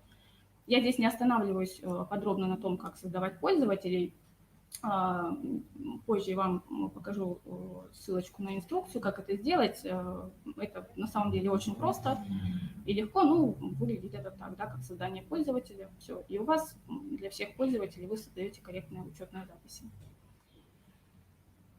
Так, что у нас дальше? Не туда. Так, нет. Еще не все. У меня это пролисталось. Да. Прошу прощения. Так, сейчас я немножечко. Секунду, я не туда здесь пролистала. Сейчас я вернусь. И расскажу вам, что вам нужно дальше. Когда мы добавили домен, все создаем пользователя, все хорошо, нам необходимо обратиться к техподдержку Microsoft для того, чтобы в систему добавили бесплатные лицензии, которые вы уже будете назначать вашим пользователям. На сайте у вас в самой системе 365 справа внизу в углу будет такая кнопочка «Нужна справка», вы ее нажимаете. С Microsoft, в общем, довольно... Мне очень нравится техподдержка Microsoft, это мои личные наблюдения, я с ними часто общаюсь. Вот, заполняете анкету, говорите о том, что вам необходимо предоставить бесплатные лицензии в Office 365, указываете ваш контактный телефон, по которому с вами связаться, e-mail, и указываете «Позвонить мне». Буквально через пару минут вам позвонит сотрудник Microsoft, чтобы подтвердить ваше желание, да, получить данные лицензии, и через некоторое время с вами уже связывается специалист, непосредственно который будет решать ваш запрос в техническую поддержку. Они высылают анкету на электронную почту, высылают анкету, которую необходимо будет заполнить. Я здесь тоже не представила вид этой анкеты, она на английском языке, но с переводом сейчас, я думаю, несложно сделать. Там буквально 5-7 вопросов, связанные с тем, полное название организации, ННН, насколько помню, принадлежит ли, какой организации принадлежит, да, кто является, к какой подведомственной организации относится, да, например, к отделу образования, является и коммерческой, некоммерческой, ну, в общем, сложностей никаких, заполняется эта анкета и отправляется в ответ. И, в общем, если действительно все данные заполнены корректно и образовательная организация имеет статус образовательной организации, то тогда, так, здесь я, наверное, пропущу, то тогда вам добавляются в систему вот такие вот лицензии. Это вкладочка, опять же, администрирование, выставление счетов, приобретение служб. И вот у вас появляются такие два плана. Office 365 план А1 для преподавателей и для учащихся. Вот они как раз являются бесплатными, которые необходимо будет добавить. Вот здесь обратите внимание, подробная инструкция, как добавлять пользователей, тоже можете ее скопировать, ну, если презентация будет доступна, то можете сделать. Там, в общем, все эти подробные инструкции, в том числе и по добавлению доменов. Как добавить эти лицензии? Вы нажимаете «Скачать», добавляете в корзину, и здесь вам предлагается заплатить за 1 год и заплатить за 1 месяц. Вас не должно это смущать. Цена данной лицензии, она нулевая, с нулевой стоимостью. Вот здесь это представлено. Вот. Главное, укажите, чтобы лицензия была на 1 год, чтобы вам данные о выставлении нулевой счет, он приходил не каждый месяц на электронную почту, а раз в год, чтобы лишних писем не было. И добавляете в корзину. Аналогично вы добавляете в корзину Office 365 для учащихся, также на 1 год, и, в общем, добавляете это в корзину. Дальше, когда находитесь в корзине, вы оформляете заказ, вы видите, да, ваш заказ, это вот для преподавателей лицензии, для учащихся, убеждаетесь в том, что цена нулевая, что платить вам не нужно за эти лицензии, и нажимаете «Далее». Способ оплаты указывается счет. Опять же, не должно вас пугать, вам платить ничего не надо. Там 2 способа оплаты: карта и счет. Но нужно выбрать счет обязательно. Принимаете условия и заказываете. Все. И у вас на текущий момент, на текущем этапе появляется, ну вот здесь на слайде, наверное, там полугодовой давности у меня этот слайд, 500 лицензий и для преподавателей и 1000 лицензий для учащихся. На самом деле сейчас, вот последний раз, когда добавляла планы, неограниченное количество постоянных лицензий для преподавателей предоставляется и неограниченное количество лицензий для учащихся. Постоянно. Вот. И независимо от того, какого размера школа, сколько учеников, и для родителей вы можете делать учетные записи для того, чтобы общаться с ними там, по мобильной связи и так далее. В общем-то, все просто. Но опять вернусь к тому, вот тот способ, который я рассказала, вы можете самостоятельно зарегистрироваться, если у вас есть домен. Если же у школы, например, да, вот имеется русскоязычный домен, тут сразу же, да, нет возможности. Можно купить домен, например, сторонний какой-то, да, на котором не будет школьный сайт, и в этом случае проделать те же самые манипуляции для того, чтобы получить эти бесплатные лицензии, даже если на нем не будет висеть сайт. Просто школа приобретает для себя этот домен как какой-то дополнительный запасной. Такой вариант тоже возможен. Либо, если у школы нет домена или на бесплатном домене, например, находится и нет доступа к управлению, никаким образом не связаться с техническими специалистами, есть способы, с помощью которых можно остаться на домене on Microsoft. Да, на том, вот, первоначально, когда мы создавали учетную запись, в самом начале, когда вот заполняли анкету, можно остаться, собственно, на том домене, не добавляя свой домен. Вот здесь как раз помогает годовая подписка Microsoft, базовый пакет, когда вы приобретаете ежегодно лицензию на Windows и Office локальный. Вместе с этой лицензией мы имеем возможность заказать вам лицензию Office 365, которая позволит вам уже, то есть в этом случае, когда мы делаем заказ системы Office 365, уже Microsoft уже идентифицирует вашу образовательную организацию именно вот как образовательную организацию. И вам нет необходимости добавлять домен, чтобы получить эти бесплатные лицензии. вы этот этап пропускаете. Что нужно? Да? Света вам уже говорила, что при размещении заказа на базовый пакет вы обязательно сообщите, что вам необходимо получить систему Office 365. Когда вы это делаете, мы заказываем соглашение, да, которое ежегодно вы приобретаете, продлеваете. Вы получаете, вот мы получаем письмо, вот такое письмо, такого вида содержания нам приходит письмо. Это письмо мы пересылаем вам, и тут есть два способа. Либо у школы уже есть учетная запись, либо нет. Вы выбираете «нет учетной записи», и дальше абсолютно идет все то же самое. Вам необходимо будет предложено заполнить анкету, если вот мы откатимся, да, в начало презентации, и вы пройдете все то же самое, что я уже проговорила. Единственным моментом вы исключаете вот необходимость добавления домена, а просто вот здесь я немножечко сделаю оговорку. Бесплатные лицензии, они либо сразу добавляются, вот как-то через раз у меня было, когда мы регистрировали вот через первую помощь, либо лицензии уже у вас есть сразу в списке лицензий, которые вы можете добавить. Если их нет, то вы просто также пишете в техподдержку о необходимости добавить эти лицензии, заполняете анкету и так далее. Но у вас, соответственно, домен будет вот такого вида. Но, тем не менее, имея даже такой домен, вы уже полноценно можете использовать, то есть они будут не полугодовые, а уже полноценные. Ну и также дальше добавляете лицензии аналогично всем тем инструкциям, которые были в предыдущем случае. Ну вот, собственно, тут и все. На самом деле ничего сложного нет. Спасибо вам за внимание. Если есть какие-то вопросы, вы можете написать их либо на spb@crobr.ru, либо Светлане на коме CROBR. Да.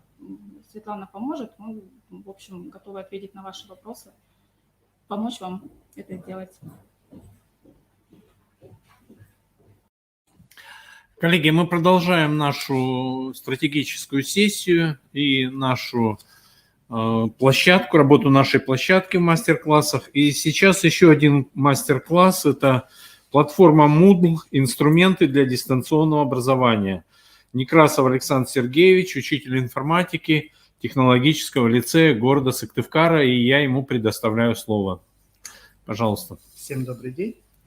Я сегодня презентую платформу Moodle как инструмент для дистанционного образования.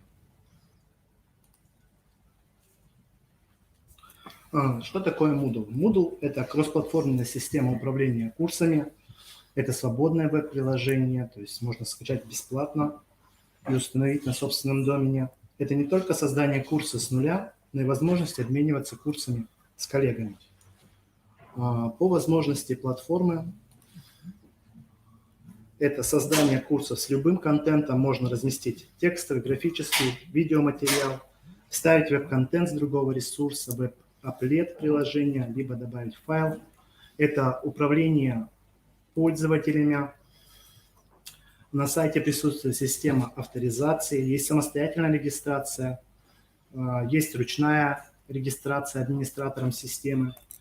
Можно объединять пользователей в группы, создавая классы, разрешить вход на курс только определенным пользователям, либо авторизованным пользователям, либо разрешить гостевой доступ к курсу. Автоматическая проверка выполнения заданий. Следующая возможность – это, создавая курс, можно отслеживать прогресс посещенных заданий, создать тест для проверки знаний учащихся в курсе, выставлять автоматически отметку за выполненные задания, либо ручная проверка заданий.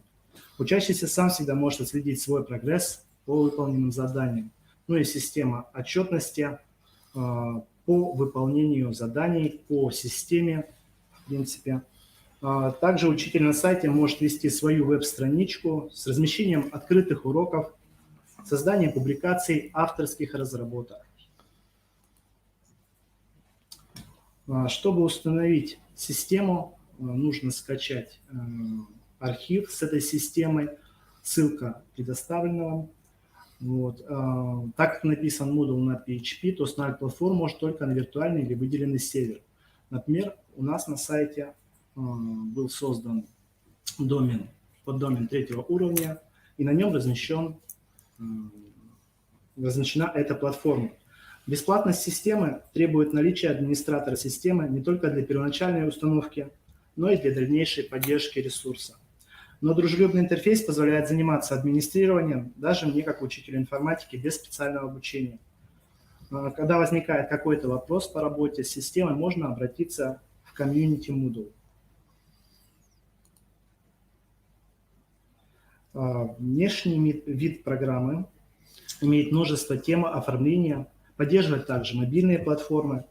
Любую тему вы можете преобразовать под собственные потребности, разместить логотип, поменять цвета или размеры элементов. Здесь на данном слайде пример курса. Размещаются курсы в древовидной структуре, то есть можно курсы объединить в категории. Сами курсы разделены на темы. Пример с темой. В теме размещаем различные объекты. Было выступление, где какие объекты можно добавлять, было продемонстрировано в целом. Вот так выглядит, например, созданный тест в этой системе. Ну и, наконец, вопрос использования для дистанционного обучения. Мы начали работать с Moodle. С 2011 года разработали множество курсов по разным предметам, по внеурочной деятельности. Используем, платформу на уроках, потому что весь материал удобно размещен в одном месте. Можно проводить тестирование, получать таблицу с выполненным заданием от учеников, можно получать файлы от учеников. Очень платформа выручает, когда проводится именно дистанционное обучение. Участникам даже не нужно скидывать ссылки, они сами смогут легко найти свой урок по дате. Размещение только материалов недостаточно для проведения дистанционного обучения. Я веду занятия в Discord, и ссылки на Discord я тоже в этой платформе скидываю. Дети могут открыть на платформе презентацию вместе со мной, мы можем прочитать вместе статью, поработать над общим документом. Для проверки усвоения материала я использую либо тестирование на платформе, либо размещаю Google форму прямо в этой среде, что позволяет быстро оценить объем усвоенного материала. На нашей платформе имеется также множество курсов для самостоятельного обучения, ведь времени на уроки иногда недостаточно для прохождения отдельной темы. Для работы с системой разработаны были некоторые инструкции, они в кратком виде. В лицее мы проводили обучение по работе с этой платформой. В свободном доступе на нашем ресурсе вы можете найти инструкции и программное обеспечение. Тем, кто обращался к нам, мы разрешали размещать свои курсы на нашей платформе. Но если нужна помощь в развертывании системы Moodle на вашем домене, я готов оказать посильную помощь. Могу поделиться курсами, если необходимо, по предмету информатика. Курсов довольно-таки много, более 40. Немножко аннотация по работе с инструкцией. Вот так выглядит инструкция по работе, начало работы в системе. То есть разделены на подкатегории, можно перейти сразу к интересующей вас теме от создания курса до копирования, восстановления курса. То есть можно, это как раз когда делимся ресурсами друг с другом, можно обменяться. Есть также инструкция по администрированию системы, тоже можно зайти, посмотреть, как добавить пользователя или убрать его из системы, назначить администратора для определенного курса. В принципе, все у меня. Спасибо, Александр Сергеевич. Я немножко дополню выступление. Коллеги, у нас есть единая система электронного обучения edu.ercomi.ru. Поэтому вам не надо будет ничего скачивать, ничего разворачивать, ничего администрировать. Самый простой вариант, мы все сделали уже за вас. Единственное ваше желание размещать курсы, готовить какие-то курсы, чтобы они были готовы. Ну и Александр Сергеевич сказал, что готов поделиться курсами по информатике. Конечно. Я думаю, тогда вы нам их подарите на нашу платформу. И у нас есть курс на нем по истории полностью. Светлана Валерьевна Юрова сегодня выступала. Ее разработанный курс. Это edu.ercomi.ru. Для входа в эту систему достаточно логин и пароль от государственной информационной системы «Электронное образование». И кто еще не заходил на эту систему, вы можете просто вбить логин и пароль от ГИСЭО и дозавершить регистрацию. То есть там надо будет добавить адрес электронной почты и сохранить, и у вас уже все готово. Аналогично у детей тоже. Адрес подходит, логин и пароль от ГИСЭО, и они могут попадать на эту платформу. Ну вот, может быть, в конце я еще продемонстрирую ее с экрана. Сейчас не хочу переключаться в режим демонстрации экрана, чтобы у нас ничего не сбилось. А в конце нашей работы, нашей сессии продемонстрирую на всякий случай, еще, может быть, кому-то надо. То есть там есть курс по географии, по биологии. Единственное, они, возможно, еще не адаптированы к новым ВГОСам. То есть это там старые курсы, и их надо будет, конечно, адаптировать. Спасибо, Александр Сергеевич. А мы переходим к следующему нашему участнику. Это опять у нас на связи платформа Учи.ру. Павел Владимирович, мы вас ждем. Да, коллеги, добрый день. Подожди, не уходи. Я сегодня вкратце расскажу про дистанционное обучение, как мы его организовали на платформе, как его можно будет использовать, и затрону в конце тему про эмоциональное увлечение детей и геймификацию. Считаю, что это тоже важный такой инструмент, который помогает именно во время еще дистанционного обучения увлекать детей в образовательный процесс. Если говорить про организацию дистанционного обучения и про сервисы, то у нас получилось такое комплексное решение, которое могут использовать педагоги. Во-первых, первое – это онлайн-уроки, виртуальный класс, проверочные работы и, соответственно, сами домашние задания. Проверочные работы и домашние задания, они проверяются автоматически. Онлайн-уроки, они помогают учителю, например, в тех районах, регионах, где нет доступа в интернет стабильного, предлагать ученикам просматривать эти уроки в записи на YouTube. Они проводятся для начальной школы, для основной школы, и при этом записи всех этих уроков сохраняются на платформе, и, соответственно, ученики и учителя в любой момент времени могут их просматривать. Следующий сервис, он довольно интересный, он появился весной прошлого учебного года, это виртуальный класс.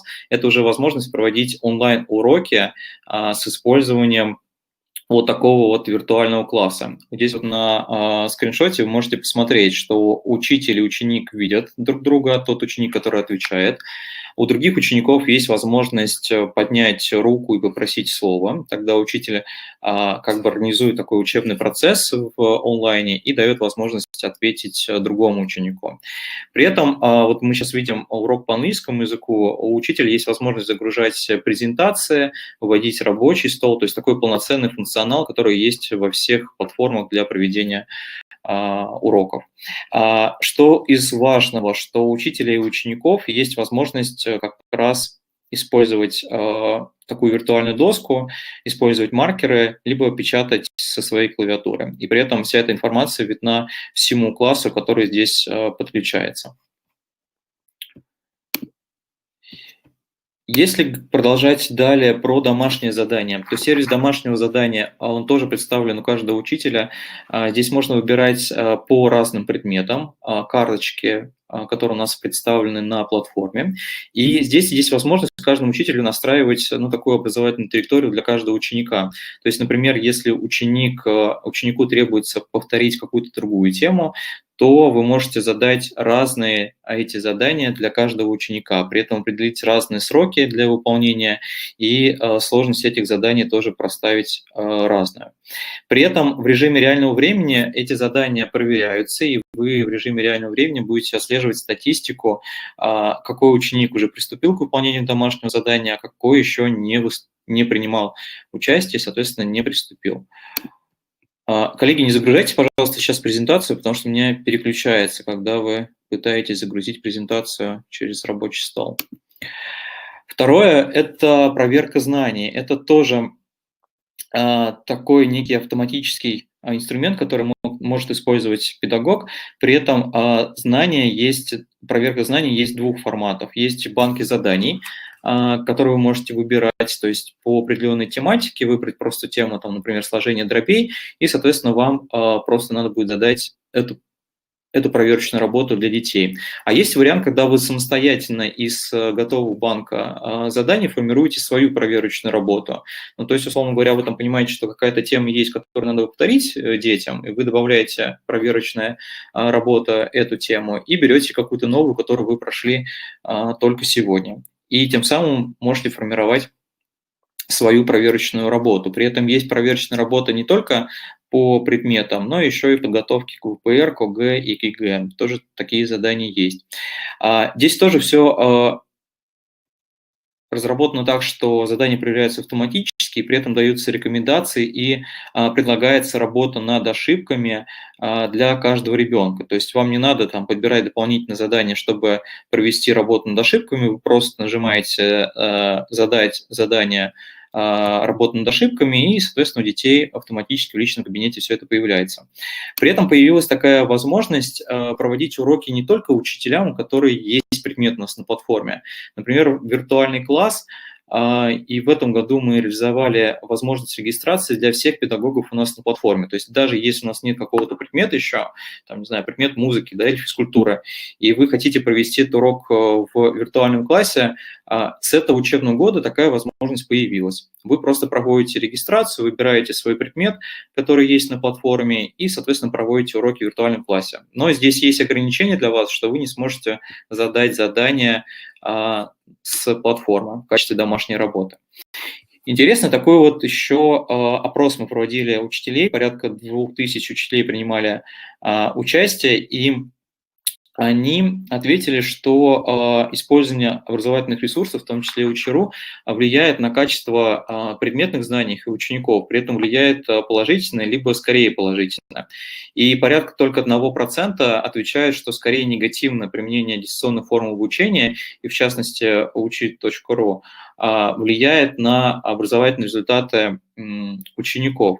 Что интересно, что в том числе на мотивацию учеников, в том числе изучение математики, учителя отметили, вот 63% педагогов отметили значительное влияние, что скорее положительно влияет на мотивацию детей к изучению предмета. И вот здесь вот открывается хороший вопрос, что дети во время дистанционного обучения остаются одни наедине дома, без учителя, и скорее учителю уже сложнее вовлекать детей в образовательный процесс. Как раз задания образовательной платформы учи.ру помогают вовлекать детей с помощью инструментов эмоционального вовлечения и с помощью такой системы разработанной геймификации, то есть неких игровых техник, которые помогают ребенку вовлечься в изучение предмета и, соответственно, дальше выполнять задания, не останавливаться на достигнутых результатах. Вот если говорить про эмоциональное вовлечение в предмет, то здесь мы выделяем несколько техник, которые у нас реализованы на платформе. Отчасти это разнообразные задания, которые у нас представлены. То есть разные типы заданий, которыми работает ребенок. Где-то ему необходимо приложить там, логику нестандартное мышление, где-то углубленные знания по предмету. Радость побед. Здесь имеется в виду, что ученик сам справляется со сложностями, которые у него возникают. И здесь он может ощущать радость от того, что у него получилось самостоятельно, без какой-либо помощи. Это реализуется за счет того, что платформа задает уточняющие вопросы ученику. Если у него возникают сложности, то она помогает ему прийти к верному решению. И чтобы у него не образовалось каких-то пробелов в знаниях, система подбирает под каждого ученика индивидуальные задания, которые помогают как раз эти пробелы в знаниях ликвидировать. И такая система разработана не только для основных классов, для старших классов, но и для маленьких детей начальной школы, когда ребенок только знакомится с цифровыми ресурсами в обучении. И есть еще две техники, которые мы выделяем. Это непосредственно достижения и успехи, потому что каждому ребенку за успешное выполнение заданий мы предоставляем дипломы, подгружаем в их личный кабинет, и при этом такие дипломы есть в том числе и портфолио учителя. И это возможность еще при всем классе, либо там во время проведения урока отметить того ученика, который показывает более высокие результаты и который проявляет больше интерес к предмету. Мы замечаем, изучаем, и учителя отмечают, что такой подход как раз позволяет больше вовлечь ребенка и ученика в изучение предмета. Ну и самое интересное, это, конечно же, игровые элементы в заданиях. Я хотел отдельно на них остановиться. Это принцип геймификации. То есть для никого не секрет сейчас, что дети уже с малого возраста начинают пользоваться мобильными телефонами, планшетами, и на это можно по-разному, да, реагировать. Кто-то против этого, кто-то не против, но отрицать, что дети сейчас по-другому начинают воспринимать информацию, уже нет смысла. И мы предлагаем за счет как раз геймификации в образовании, за счет того инструмента, который реализован у нас на платформе, использовать задания, чтобы повышать уже мотивацию детей к образованию. То есть занятия на платформе Учеру – это не то, чтобы игра, а наоборот, это образование, которое используют игровые техники и механики. Вот я хотел, например, отметить несколько. Вот если вы сталкивались с играми, то некоторые задания и алгоритмы, которые мы предлагаем детям, они построены в формате такого игрового процесса. Ну, то есть, например, прохождение курса на платформе – это как уровни игры. То есть сначала ребенку дается самое легкое задание, где он, например, знакомится только с темой. Потом эти задания начинают усложняться. И последнее задание – это как некий суперфинал в игре, когда ему удается на платформе проверочная либо самостоятельная работа на тестирование, где ему необходимо уже проверить свои знания. И что важно здесь отметить, что платформа ведет ученика через индивидуально подобные темы, как, в принципе, и уровни игры. Здесь реализована на платформе система достижений. Исходя из предыдущего пункта, можно сказать, что в играх обычно за особое быстрое качественное прохождение даются разные достижения. Вот на платформе принцип точно такой же. Если ребенок показывает высокие результаты, то он получает, соответственно, диплом, грамоту, либо сертификат, который его тоже мотивирует. Отдельное – это личный кабинет ученика. Он так реализован на платформе, чтобы у ученика была возможность, назовем это таким словом, как прокачивать, да, игровым своего игрока, а именно личный кабинет ученика. Это вот своеобразный уголок, где каждый участник игры обустраивает по-своему, что напоминает электронное портфолио.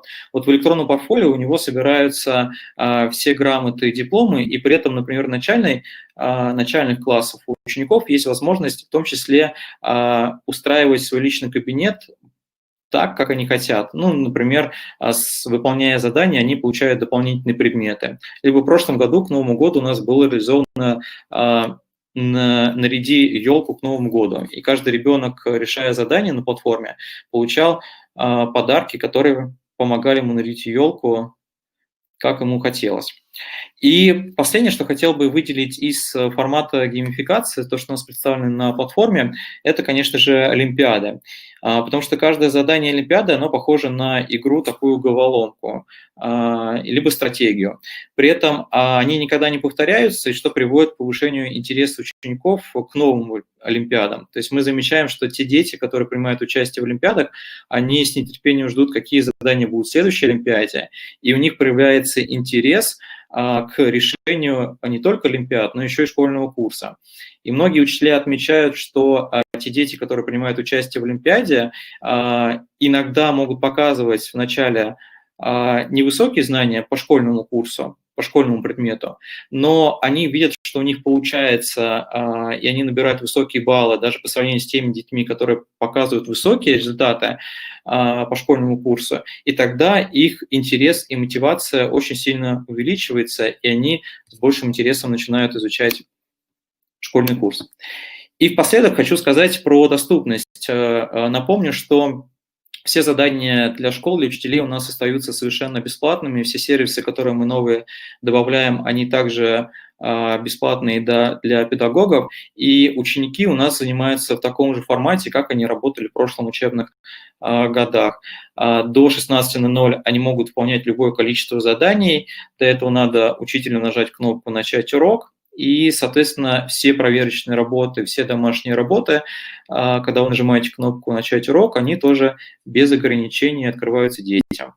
А вот после 16:00 еще детям доступно 20 заданий в качестве бесплатных. Это вот в среднем где-то 15 минут работы за компьютером. Коллеги, спасибо большое за участие в конференции. Если есть вопросы, то задавайте в чате, я смогу ответить на них. Да, я думаю, если будут у нас вопросы, то педагоги зададут их. Спасибо большое, Павел Владимирович. Я думаю, наше сотрудничество будет продолжено, и мы будем продолжать и дальше работать. Вот можно перед Новым годом, где-нибудь первой декаде декабря, еще организовать, наверное, вебинары. Для учителей каких категорий? Вот мы провели сейчас начальные классы, да, английский, математика. Наверное, русский язык можно, да? Какие еще вебинары мы можем организовать для учителей наших? У нас есть разные тематики для вебинаров. То есть было актуально в начале этого учебного года это про дистанционное обучение. Сейчас мы можем выбрать более такие подробные, углубленные тематики. Ну, давайте на декабрь запланируем тоже серию вебинаров, проведем с вами отдельно. Спасибо вам большое. Всего доброго. Будьте здоровы. Коллеги, мы продолжаем. И на связи у нас организация дистанционных уроков с помощью социальных сетей. У нас был YouTube, а сейчас как можно организовать уроки ВКонтакте.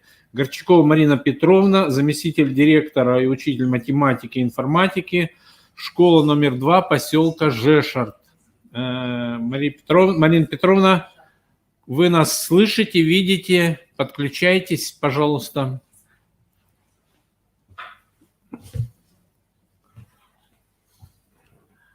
Марина Петровна, вроде бы была Марина Петровна у нас на связи. Ага. Так.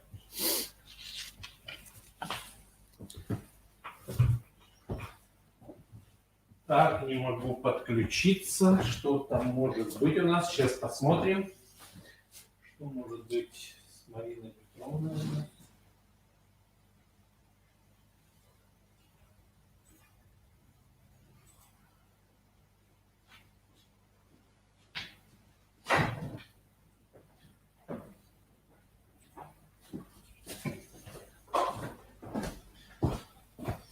Коллеги, сейчас небольшая техническая заминочка. Сейчас мы попробуем подключить Марину Петровну Горчакову.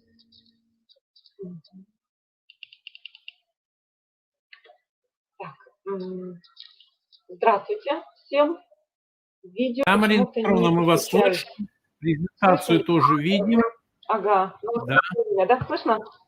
Так, что-то где-то у вас фонит, что-то включено еще у вас где-то. На ноутбуке, наверное, надо отключить звук. Так, сейчас. Сейчас вроде нормально. Угу. Да, сейчас нормально, все, мы вас презентацию видим, вас слышим. Да, даю вам слово. Так, большое спасибо. Здравствуйте всем. Что называется, с небес на землю опускаемся. Ну, очень много сейчас было хорошего сказано. Ну, а я практик, учитель практик, конечно же. Так, что-то, сейчас, минуточку. Хорошо. На момент начала дистанционного обучения у меня была полная уверенность в успехе проведения дистанционных уроков. Я неплохо владею компьютером, у меня уже был опыт организации совместной с учениками онлайн-деятельности на платформах Google, опыт использования онлайн-доски, опыт работы на платформах Я-класс, Учи.ру, можно перечислять очень много, конечно же. Но на первом же дистанционном уроке я поняла, что технические возможности детей, если класс брать в целом, находятся, конечно, на очень низком уровне. На первом же уроке я поняла, и на слайде вы видите, что преимущества соцсети ВКонтакте перевесили возможности всех других сервисов, их преимущества. У детей возникают трудности доступа к ресурсам и трудности их использования. Это связано и с низкой скоростью проводного интернета в нашем населенном пункте, и с тем, что если в семье один компьютер и 2 или 3 школьника, то как детям заниматься одновременно, и с тем, что многие ресурсы просто висели. Ну и, конечно же, детская неорганизованность и лень. Каких только оправданий своего бездельничества не напридумывали мне ученики. И компьютер в вечном ремонте, и на телефоне денег нет и не будет, поэтому сервисы недоступны. Но одно они не могли отрицать, что у всех есть телефон, аккаунт в соцсети ВКонтакте и то, что операторы связи предоставляют доступ ВКонтакте без ограничений на тарифах, которыми они пользуются. Поэтому я для себя приняла простое и, как показала практика, очень верное решение организации уроков через соцсеть ВКонтакте. Ну вот, здесь на скриншоте может быть плоховато видно, я не знаю. Ребенок мне пишет, у меня вообще интернета нет, я ему отвечаю уже, а как же ты со мной тогда общаешься и так далее. Ну, таких казусов было, конечно же, очень много. Я предупредила всех детей и родителей, что уроки будут организованы через ВКонтакте согласно расписанию. Организовала чаты по каждому классу, все ученики вошли в беседы. Дети активно на самом деле участвовали во всех уроках, потому что для них соцсеть – это среда, в которой они привыкли проводить много времени.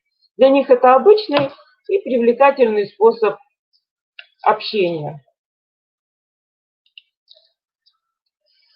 Урок всегда начинался с приветствия и видеозарядки, даже если по времени это было часов 12, например.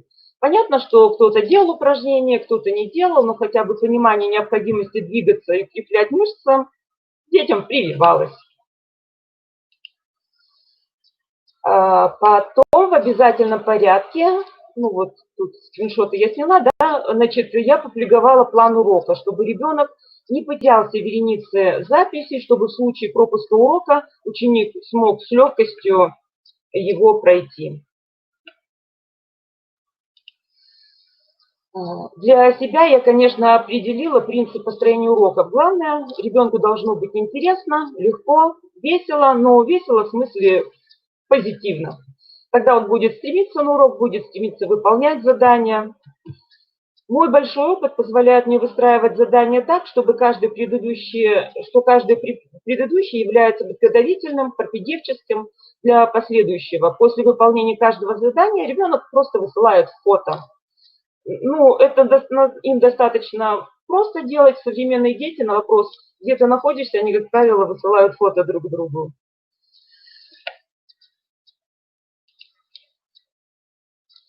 Чтобы мне не захлебнуться в потоке фотографий, я разбивала классы на разноуровневые группы, по 3-6 человек. Группа получает задание, публикует в группе фото выполненных заданий, проводит сверку друг с другом и образцом учителя, проводит самооценку. Таким образом, каждый ученик по математике состоит в 2 чатах, в общем и в группе. Чтобы быстро каждый мог ориентироваться, логотип беседы я делала всегда ярким и узнаваемым. На первый взгляд сложная организация, но на самом деле даже пятиклассники с легкостью ориентировались и с энтузиазмом участвовали в уроках. Срабатывал соревновательный момент, ведь дети имели возможность непосредственно сравнивать свои достижения друг с другом. Устный счет организовывала в форме игры «Кто первый?». Детям очень нравилось играть. Много случаев было таких, когда выигрывали дети, которым математика дается с трудом. И вот, опять-таки, на скриншоте вы видите, как проходил устный счет. Ну, что дети считали, дети непосредственно были, конечно же, в уроке.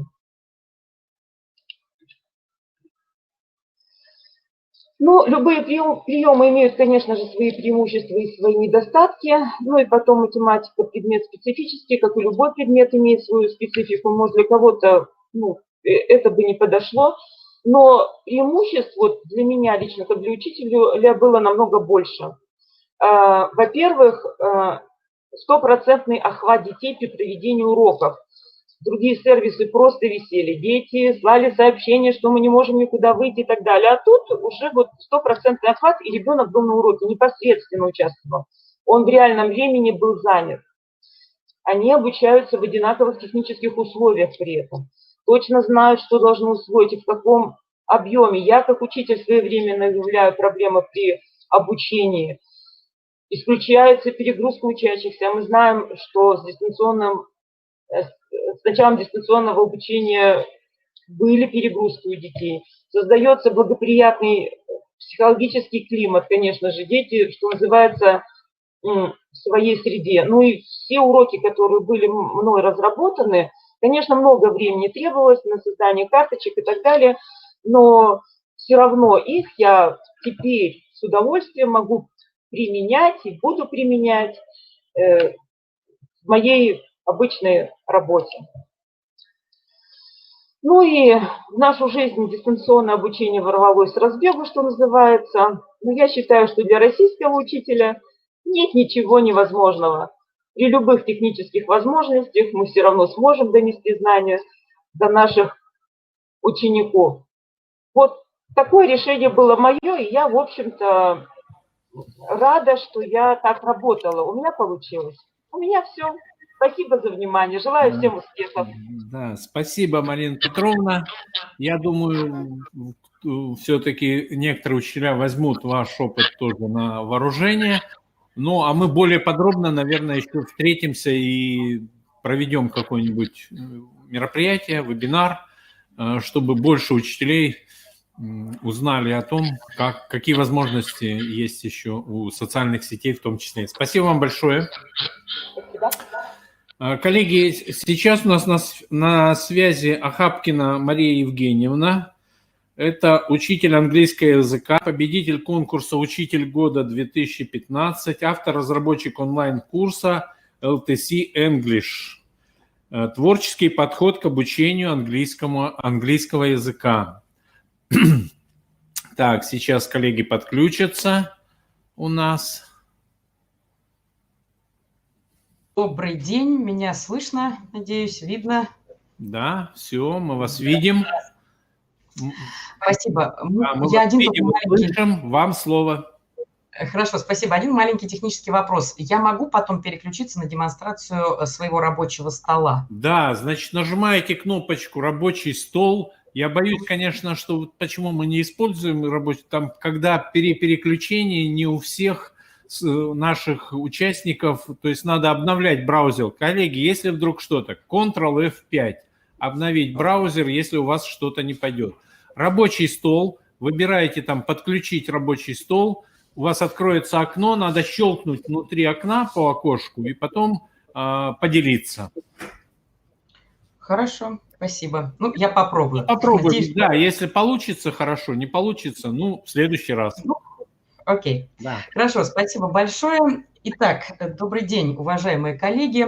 Я действительно учитель английского языка. Вот буквально сейчас с уроков прибежала домой, чтобы рассказать вам о ресурсе, автором концепции, куратором которого я являюсь. Это ресурс LTC English. Это платформа, на которой даны пока у нас курсы с 4 по 6 класс.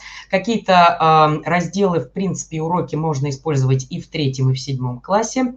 И сейчас я начну с того, какие же есть у нас преимущества.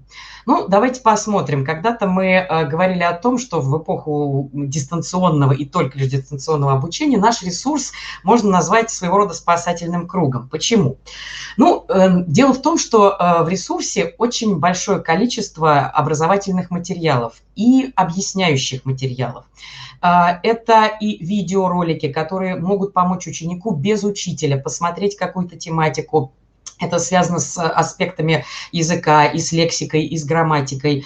Это также и креативные задания, которые помогают развивать критическое мышление, нестандартный взгляд на многие вещи. Конечно, эти задания не проверяются автоматически, да, творчество мы не можем как-то так формализовать, но тем не менее эти задания тоже можно давать. И когда вы работаете по обычной классно-урочной системе, и когда мы находимся на дистанционном обучении.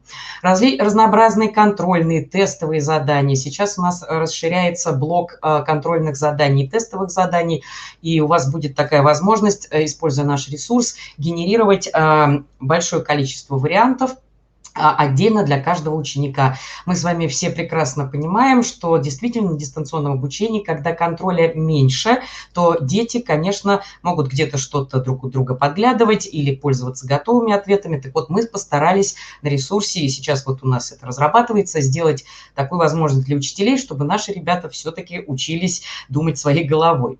И, конечно, это конструкторские среды, комиксы, интеллект-карты и веб-квесты. Подробнее расскажу о них попозже.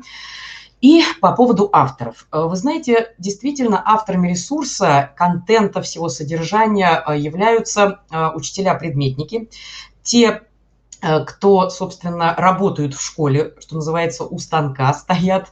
Это мы отбираем авторов, это учителя, которые победили, стали лауреатами, прошли профессиональные конкурсы, учителя, которые неравнодушно относятся к своей работе и которые знают специфику, с какой мы сталкиваемся в школе. Итак, идем дальше. Наверное, одно из главных преимуществ, но я думаю, что во многих ресурсах это есть, то мы все-таки, наш ресурс не привязан ни к какому конкретному УМК.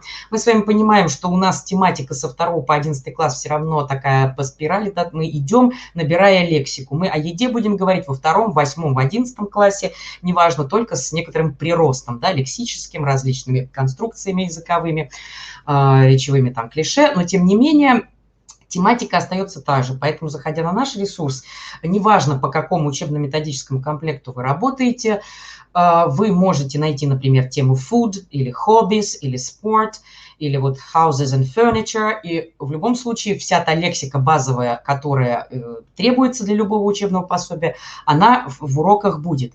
Также там будет еще и дополнительная интересная информация, чуть позже о ней скажу, которой нет в учебниках и которая приятно порадует, надеюсь, и вас, и ваших учеников, то есть немножко разнообразит содержание. Итак, идем дальше. Еще, как мне кажется, такое важное тоже преимущество, что наш ресурс, благодаря тому, что в нем все максимально так оптимизировано и собрано, имеет удобный интерфейс, и он сокращает время на подготовку к урокам. Мы с вами прекрасно понимаем, что когда у учителя большая загруженность, 7 уроков у него, да, то, конечно же, еще есть и личная жизнь, и готовить какие-то очень креативные уроки, искать, например, разнообразные видеофрагменты по разным, либо видеохостингам. Мы ими все пользуемся, но мы как раз такую цель перед собой ставили как авторы, чтобы все-таки учитель, заходя на один сайт, на наш ресурс, да, он мог найти абсолютно все, что ему нужно. И творческие какие-то задания, и видеоролик, и тестирование, и кроссворд. В общем, все, что ему необходимо, ну, допустим, по теме спорт. И, конечно же, мы соблюдаем и делаем все в рамках государственного стандарта. Я должна сказать, что у нас задания, они, в общем-то, сделаны для того, чтобы учитель, и как мы все сейчас работаем, работал в системно-деятельностном подходе, то есть они помогают развивать навыки деятельности ученика и помогают вообще поддерживать мотивацию. Ведь мало только зажечь ребенка и удивить чем-то. Очень важно сейчас на уроке, и многие учителя это отмечают, именно поддерживать вот это горение, эту познавательную активность наших учеников.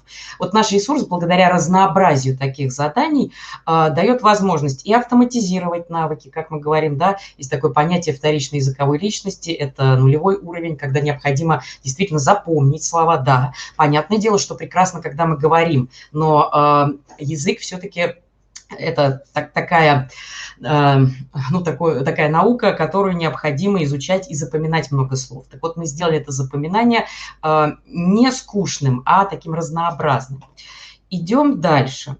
Следующий момент – это эстетическая привлекательность ресурса. Может быть, кто-то скажет, что, наверное, это не совсем важно, но я считаю, что по опыту, когда мы смотрим разные ролики на разных порталах, и если герои нарисованы как-то уж чересчур, я скажу так, креативно, да, не очень эстетично, то дети в основном смеются, отвлекаются и как-то не уделяют должного и необходимого нам с вами внимания содержанию видеоролика. У нас есть герои. Наши видеоролики не просто дают какую-то обучающую информацию, а все это сделано через легенду, через жизнь героев. Вот они перед вами. Элберт, который живет в Лондоне. Элис, она тоже живет в Лондоне. Они все втроем учатся в одной школе. And Джек, he lives in the country, да, он живет рядышком с Лондоном, и, соответственно, там еще у нас много героев, которые в квестах есть, и в видеоаудировании, поэтому общение с ними получается, ну, таким приятным бонусом, и материал вводится через какие-то, через анимационные ролики, в которых, ну, созданы, смоделированы ситуации жизненные, и ребята как бы вместе с ними проходят и изучают эти ситуации. Давайте поговорим об особенностях содержания. У нас есть фрагмент Let's Go. Он, конечно же, находится в темах. Тема – это вот здесь у нас представлена vocabulary, лексика. Всего дано по курсу сейчас 30 лексических тем основных. И мы с вами прекрасно знаем, что если в ГОС у нас урок открытия нового знания, то всегда хочется детей подвести к теме. Учитель как-то хочет подвести их к постановке цели урока, актуализировать их знания, понять, что они уже знают. Возможно, дети занимаются дополнительно. Ребята в классе все разные. Поэтому всегда хорошо начать урок с какого-то интерактивного задания. Если мы работаем с нашим ресурсом, я работаю так в классе, то мы заходим в раздел Let's Go, да, грубо говоря, такое, если перевести это «поехали», как говорил Гагарин. Ну и, соответственно, мы начинаем решать интерактивное задание, и через его решение, через вопросы, которые там даны, мы получаем выход на тему урока. Когда мы говорим о лексике, я боюсь, что если не получится показать сам ресурс, то я, конечно, сейчас чуть поподробнее расскажу. В лексике мы, знаете, если говорить такой спортивной лексикой, то мы рассмотрели новую тему через, ну, такие 3 подхода у нас к изучению лексики. Первое – это новые слова, лексические единицы, но опять-таки они не даются вырваны из контекста, да, там это яблоко, это помидор, познакомьтесь с фруктами и овощами. Конечно же, нет. Тоже это все в какой-то жизненной ситуации наших героев. Но, тем не менее, слова выведены на экраны, все визуализировано, дается перевод. И я эту точку зрения как автор отстаиваю, потому что дети у нас разные, и если есть базовый уровень, то ребяткам надо, конечно, помогать. Второй вариант – это когда дается тоже обучающий видеоролик, но здесь уже у нас in situations, диалогическая речь больше, да, то есть если это сначала было знакомство с едой, то затем это будет ситуация в ресторане, как пообщаться с официантом, как заказать что-то, то есть это уже такие речевые клише. И третий вариант знакомства с лексикой – это, ну, например, кухни мира. Мы попутешествуем по Европе и посмотрим, где что можно отведать. То есть мы посмотрим на лексику абсолютно с разных сторон. И вы знаете, каждому из этих видеороликов также по 4 видам деятельности. Это чтение, письмо, говорение, аудирование. У нас даны 4 задания. К первому ролику, который вводит лексику, мы даем также диктанты, причем они двухуровневые. То есть ребенок может и сам с собой потренироваться, и в классе мы это иногда делаем. То есть возможно работать и на уроке учителю, и домашние задания давать. Грамматика. Грамматика у нас подана в виде сказок. Сейчас чуть попозже покажу. Фонетический блок пока пишется, но он тоже проработан с заданиями. Каждому абсолютно видеофрагменту объясняющему дается большое количество закрепляющих упражнений.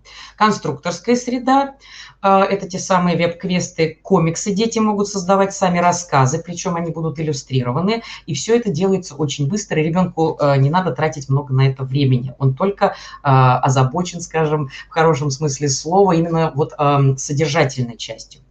Квесты, 10 квестов по содержанию тем.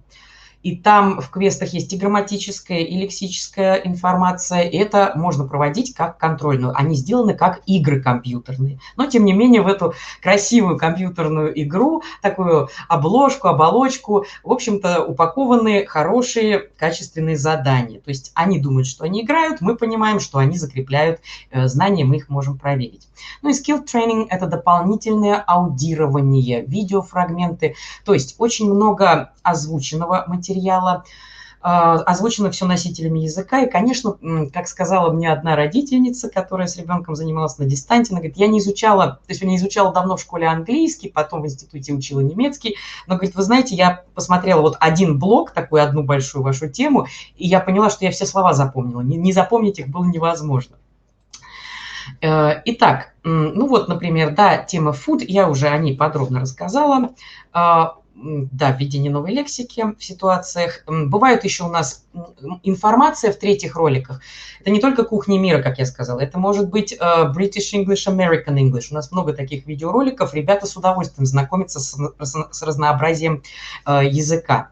Это и познавательная информация, какие-то интересные факты из мира архитектуры, животных, в общем, географические факты. То есть то, что как-то украсит и дополнит ваш урок.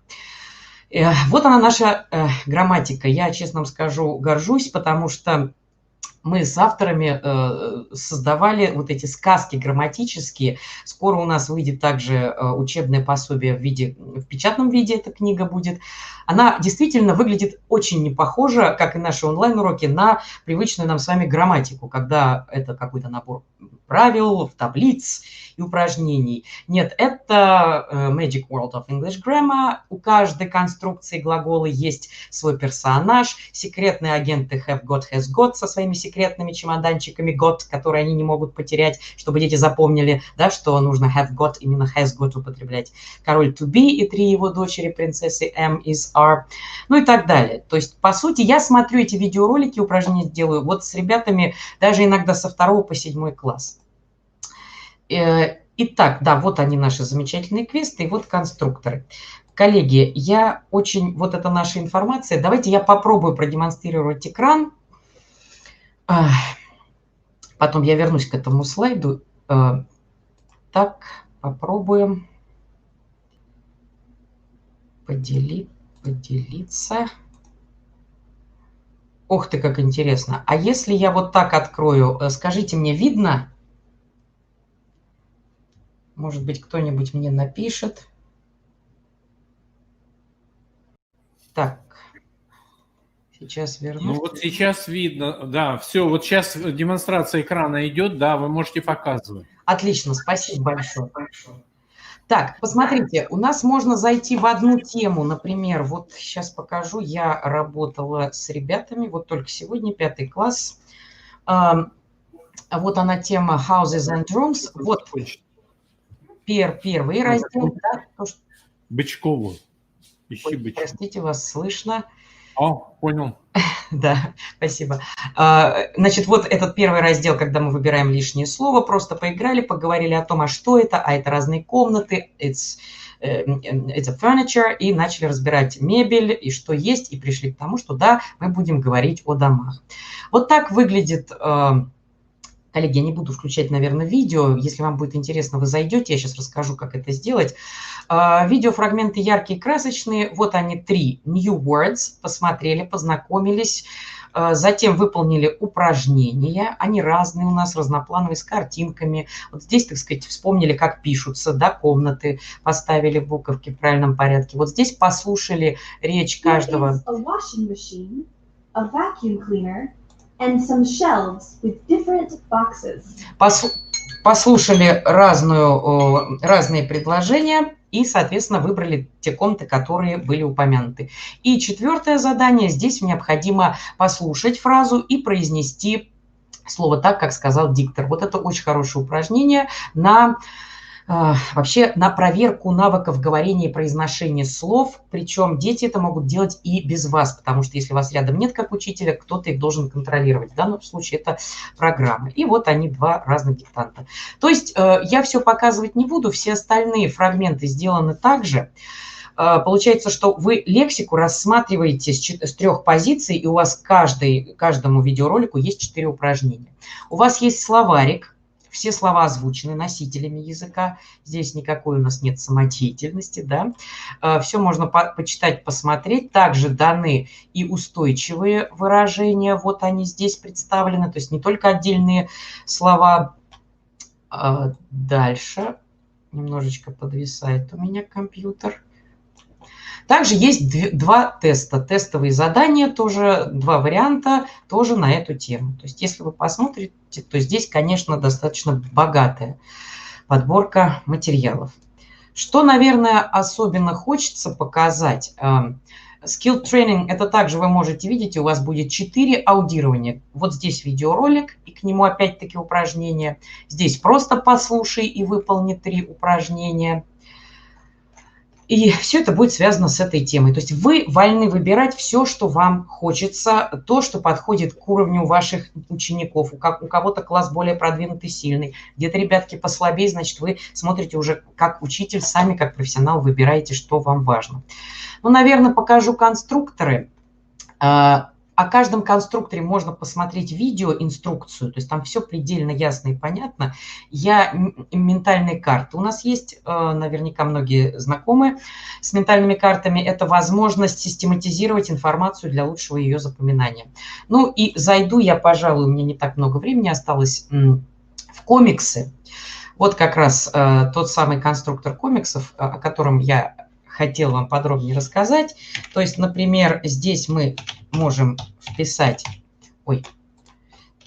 тему или название. Ну, я пока буду писать, так сказать, что-то приблизительное. Выбрать какой-то любой, посмотрите, сколько здесь локаций. Они, кстати, связаны, естественно, с лексикой. Вот есть магазины, аэропорт, если путешествие, вот сцена. Ну, представьте, что мы сейчас оказались в лесу. Вот посмотрите, сколько героев можно выбрать. Причем у каждого героя, если мы уделяем внимание, да, все-таки яркости ресурса, каждый герой может иметь какое-то такое выражение лица свое. Дальше мы поворачиваем героя и выбираем bubbles. Ну, например, какой-нибудь небольшой текст. Его тоже можно повернуть. И пишем наш текст. Hi. Ну, допустим, how are you? Ой-ой-ой. Ну и так далее, коллеги, все показывать не буду. Здесь очень простой принцип работы. Вы можете создавать то количество страничек, какое вам необходимо для вашей истории. Это не обязательно может быть диалог, да, то есть вы можете накидывать сюда разные варианты. Отправились путешествовать, отправились в магазин, это может быть целая красивая история. Соответственно, это может быть просто рассказ. Можно опубликовать. И тогда у ваших ребят вы можете сделать выставку вот таких замечательных красочных комиксов. Конечно же, их можно как-то исправить, если что-то, какие-то ошибки вы видите. Сохранить, отправить учителю. Ну, с ментальными картами здесь можно познакомиться отдельно. Могу сказать, что здесь очень удобно сделан тоже интерфейс. И вы можете зайти и посмотреть, как можно систематизировать информацию, составить схему свою. Что касается грамматики, то здесь бы хотелось отметить то, что у нас помимо грамматических сказок, я бы, конечно, хотела запустить вам, показать просто какая-то красивая и яркая грамматика. Да, вот они, наши суперагенты have-has в королевстве Present Simple. Здесь дается пока на русском языке, поскольку уровень intermediate. Вот появляются герои. И все, правило употребления этих глаголов, вот оно, так сказать, описано. С примерами здесь нет каких-то, знаете, ненужных креативных наворотов таких. Здесь все логично выверено. 50% сказки, 50% хорошей грамматической информации. Ну и дальше идут задания. Да, вот здесь вы можете посмотреть. Они разноплановые также. И есть информация. Ну, это такая уже выжимка. Если что-то надо повторить на уроке, вы можете быстренько открыть на доске интерактивной, если она, конечно, есть, и вспомнить правила. И games. Мы подумали, что такие навыки, которые должны быть автоматизированы, лучше всего закреплять не скучно, подставляя слова, а, например, поиграть в игру и половить рыбку. Если ответил правильно, поймал рыбку. Если ответил неправильно, простите, то остался без обеда. Ну и дальше опять-таки есть еще упражнения на закрепление. Ну что ж, коллеги, я понимаю, что я уже достаточно много времени потратила. Я заканчиваю. Сейчас я вот открою нашу презентацию. Пожалуйста, если у вас есть какие-то вопросы, если вы хотите пообщаться и как-то задать вопросы, да, то, пожалуйста, пишите. LTC English можно найти в поисковике. Также вы можете зайти через Образовариум новый диск, и там вы откроете, увидите, пока все доступно бесплатно, можно прекрасно работать. Евгения, большое спасибо вам. Потраченного времени, я думаю, мы не потратили. Это все было полезно. Я И надеюсь. нас, конечно, больше интересует, но вроде бы уже Елена Петровна написала, что это доступно в нашей информационной системе ГИСЭО. Поэтому спасибо вам большое за вашу работу, за наше сотрудничество. Я думаю, мы его еще продолжим и более подробно поговорим о всех этих ресурсах. Спасибо большое. Спасибо. Коллеги, мы уже практически приближаемся к финалу. У нас сегодня еще выступление Бычковой Инессы Игоревны. Это учитель русского языка и литературы Центра дистанционного обучения Республиканского центра образования. Да, можно нажать play. Можно немножко прибавить звук, у кого тихо на своем компьютере. Я преподаю русский язык и литературу в Центре дистанционного обучения. И хотела бы сегодня на дистанционных уроках русского языка и литературы. Вся наша деятельность ориентирована именно на дистанционный формат обучения. Основная площадка, которую я использую на уроках, это наша образовательная среда. Поэтому я буду в процессе рассказа ее демонстрировать. Здесь можно увидеть различные виды заданий для разных этапов урока, задания разного уровня сложности, так как мы практикуем индивидуальный подход. Итак, переходим к нашей образовательной среде. Например, на этапе мотивации я использую такие способы активизации учебной деятельности, как высказывание известных личностей, пословицы, поговорки, озвученные и проанализированные эпиграфы к уроку. Вот, например, на курсе литературы практически каждый урок сопровождается эпиграфом или цитатами из произведения, которые мы обязательно анализируем и разбираем. Также это могут быть всевозможные интеллектуальные разминки, орфографические разминки, как, например, в данном случае орфографическая разминка представлена в виде интерактивного задания, где необходимо вставить пропущенные буквы на основе пройденного материала. Либо это может быть тест в нашей образовательной среде, небольшой тест с выбором ответа, с вариантами ответа. Либо это могут быть всевозможные такие интересные, необычные задания в виде небольшого квеста, в виде вот такого пазла, который нужно раскрыть, выполняя определенное задание, да, отвечая на вопросы. На этапе актуализации знаний я использую работу в электронной рабочей тетради. Как, например, в данном примере, где учащиеся могут выполнять всевозможные проблемные задания. Например, распределить данные слова в таблице, по таблице, раскрывая скобочки и самостоятельно классифицируя слова по столбикам таблицы.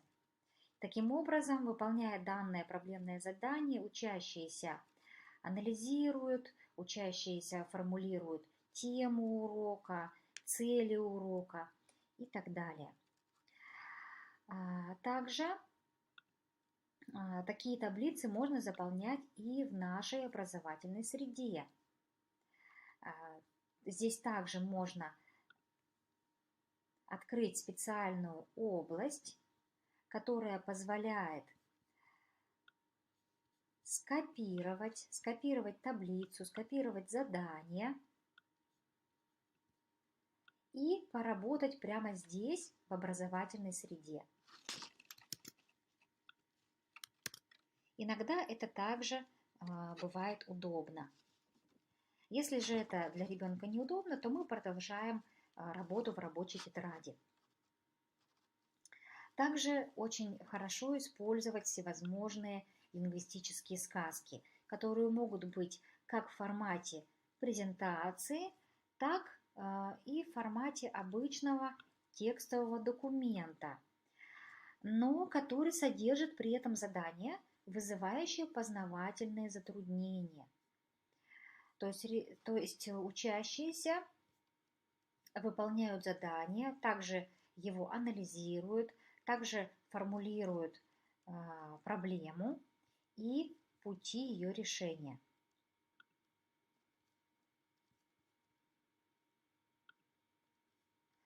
На этапе усвоения новых знаний я использую часто лекции. Лекции в нашей образовательной среде.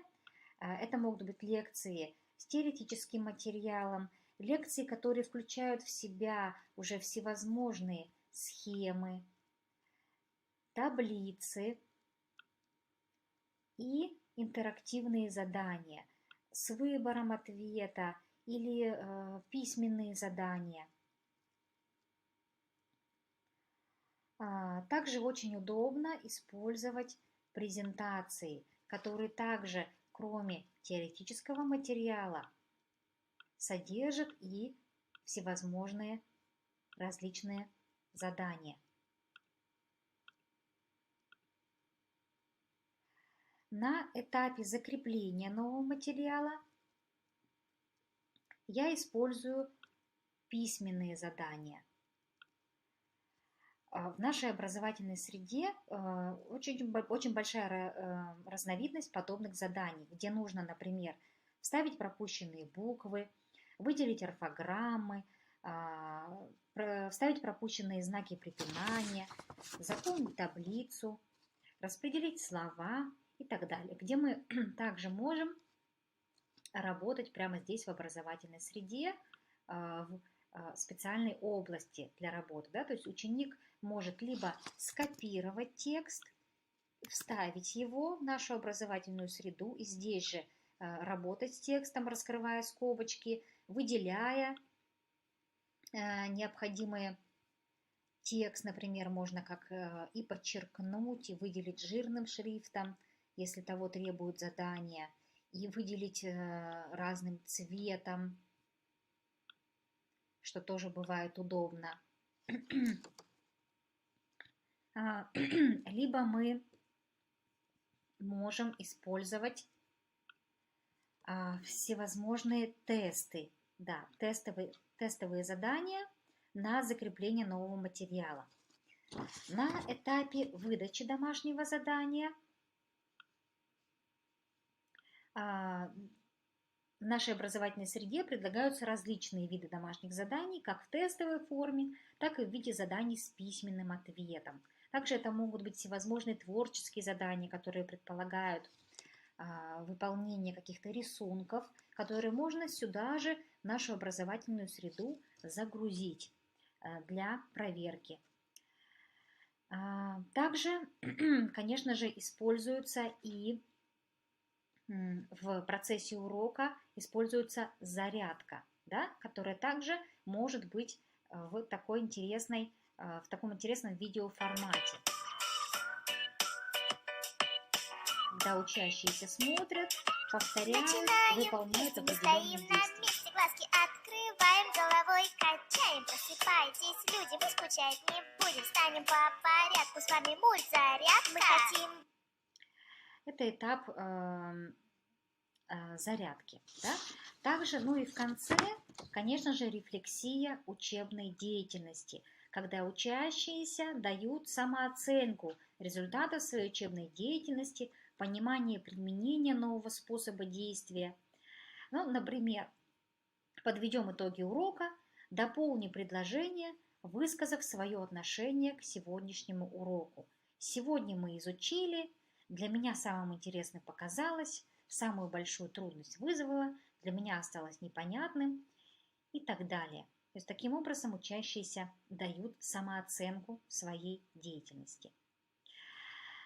Сейчас я кратко изложила основные задания, основные приемы, которые используются мной на различных этапах дистанционного урока.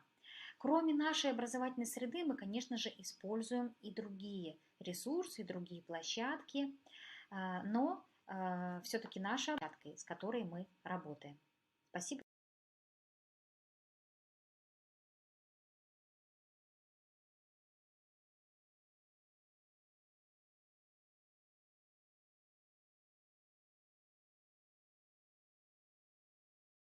состоялись, но я думаю, мы все равно к ним вернемся еще в следующих мероприятиях. Мария Анатольевна, давайте подведем итоги нашего сегодняшней уважаемые сессии. коллеги, сегодня мы с вами обсудили различные возможности, которые мы реализовали в ходе тех месяцев, да, которые мы с вами провели в режиме повышенной готовности. Вы продемонстрировали те находки методические, те открытия, которые вы сделали для себя, для того, чтобы эту работу сделать более эффективной. Мы благодарим всех наших партнеров, которые представили сегодня свои ресурсы, свои платформы для того, чтобы вы, уважаемые коллеги, педагогическое сообщество Республики Коми, могли их использовать в своей образовательной практике. Мы хотим отметить, что со многими из партнеров федеральных нами заключены соглашения о сотрудничестве, поэтому в рамках этих соглашений мы можем привлекать для того, чтобы оказывать вам, уважаемые педагоги, методическую поддержку. Поэтому ждем ваших запросов по тематике, которую вы хотели бы обсудить. Может быть, это будут конкретные практикумы по использованию конкретных инструментов, конкретных ресурсов, да, воркшопы, может быть, совместно с разработчиками вы будете прорабатывать возможности создания различных учебных материалов в тех или иных ресурсах и сервисах. Конечно, мы благодарны всем коллегам, кто смог сегодня выступить, представить свои наработки, и особенно мы благодарны им за то, что они готовы эти наработки свои тиражировать в образовательной практике не только на территории республики, но и на уровне Российской Федерации. Поэтому будем очень рады, если все-таки вы вступите, скажем так, в наш план мероприятий по поддержке дистанционного обучения в Республике Коми. Я думаю, что мы с вами выстроим очень интересную систему взаимодействия, систему работы, систему методической помощи нашим педагогам. И, к сожалению, еще, наверное, не совсем получилось нам сегодня раскрыть воспитательный аспект, да, то есть деятельность классного руководителя, возможность использования дистанционных образовательных технологий во внеурочной деятельности, но тем не менее, я думаю, что у нас было запланировано выступление одной из школ, но, к сожалению, все те, кто должны были выступать, к сожалению, заболели, поэтому будьте здоровы,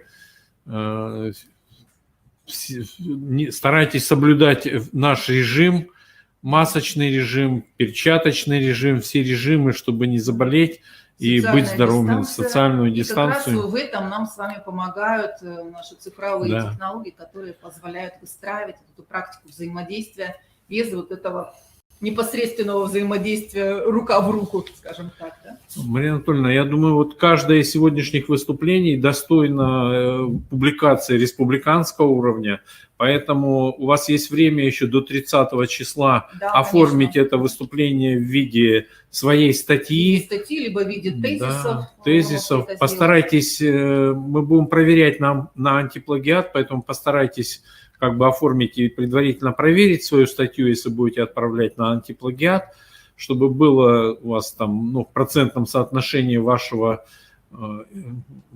эксклюзивного вашего текста было побольше. Опубликуем, но в крайнем случае мы, конечно же, опубликуем на портале «Открытое образование» в разделе «Лучшие практики», потому что выступления сегодня были очень хорошие, содержательные, полезные и достойные того, чтобы ими можно было пользоваться. Да, обратите внимание, мы открыли доступ к материалам коллег, к презентациям, к видеозаписям. И видеозапись нашего сегодняшнего мероприятия, нашей стратегической сессии также будет размещена непосредственно на сайте конференции. И видеозапись. Но это, скорее всего, будет завтра, потому что на платформе Proof.me видеозапись, техническая обработка. Это уже зависит не от нас, это зависит от технических особенностей. И нам все равно надо будет подрезать, вырезать что-то где-то, чтобы было все красиво и без нюансов, без всяких. Поэтому завтра, послезавтра будет выложена наша запись. Коллеги, если у вас есть какие-то вопросы, предложения, вы можете в чате еще это сделать. Обращаем внимание на ссылочку, по которой вы можете опубликовать свои предложения в резолюцию. Там анонимно комментарии можно оставлять, поэтому не бойтесь высказываться. Все ваши предложения будут обработаны. Да, мы еще некоторое время остаемся в эфире в плане того, что можно писать в чате, обсуждать какие-то вопросы.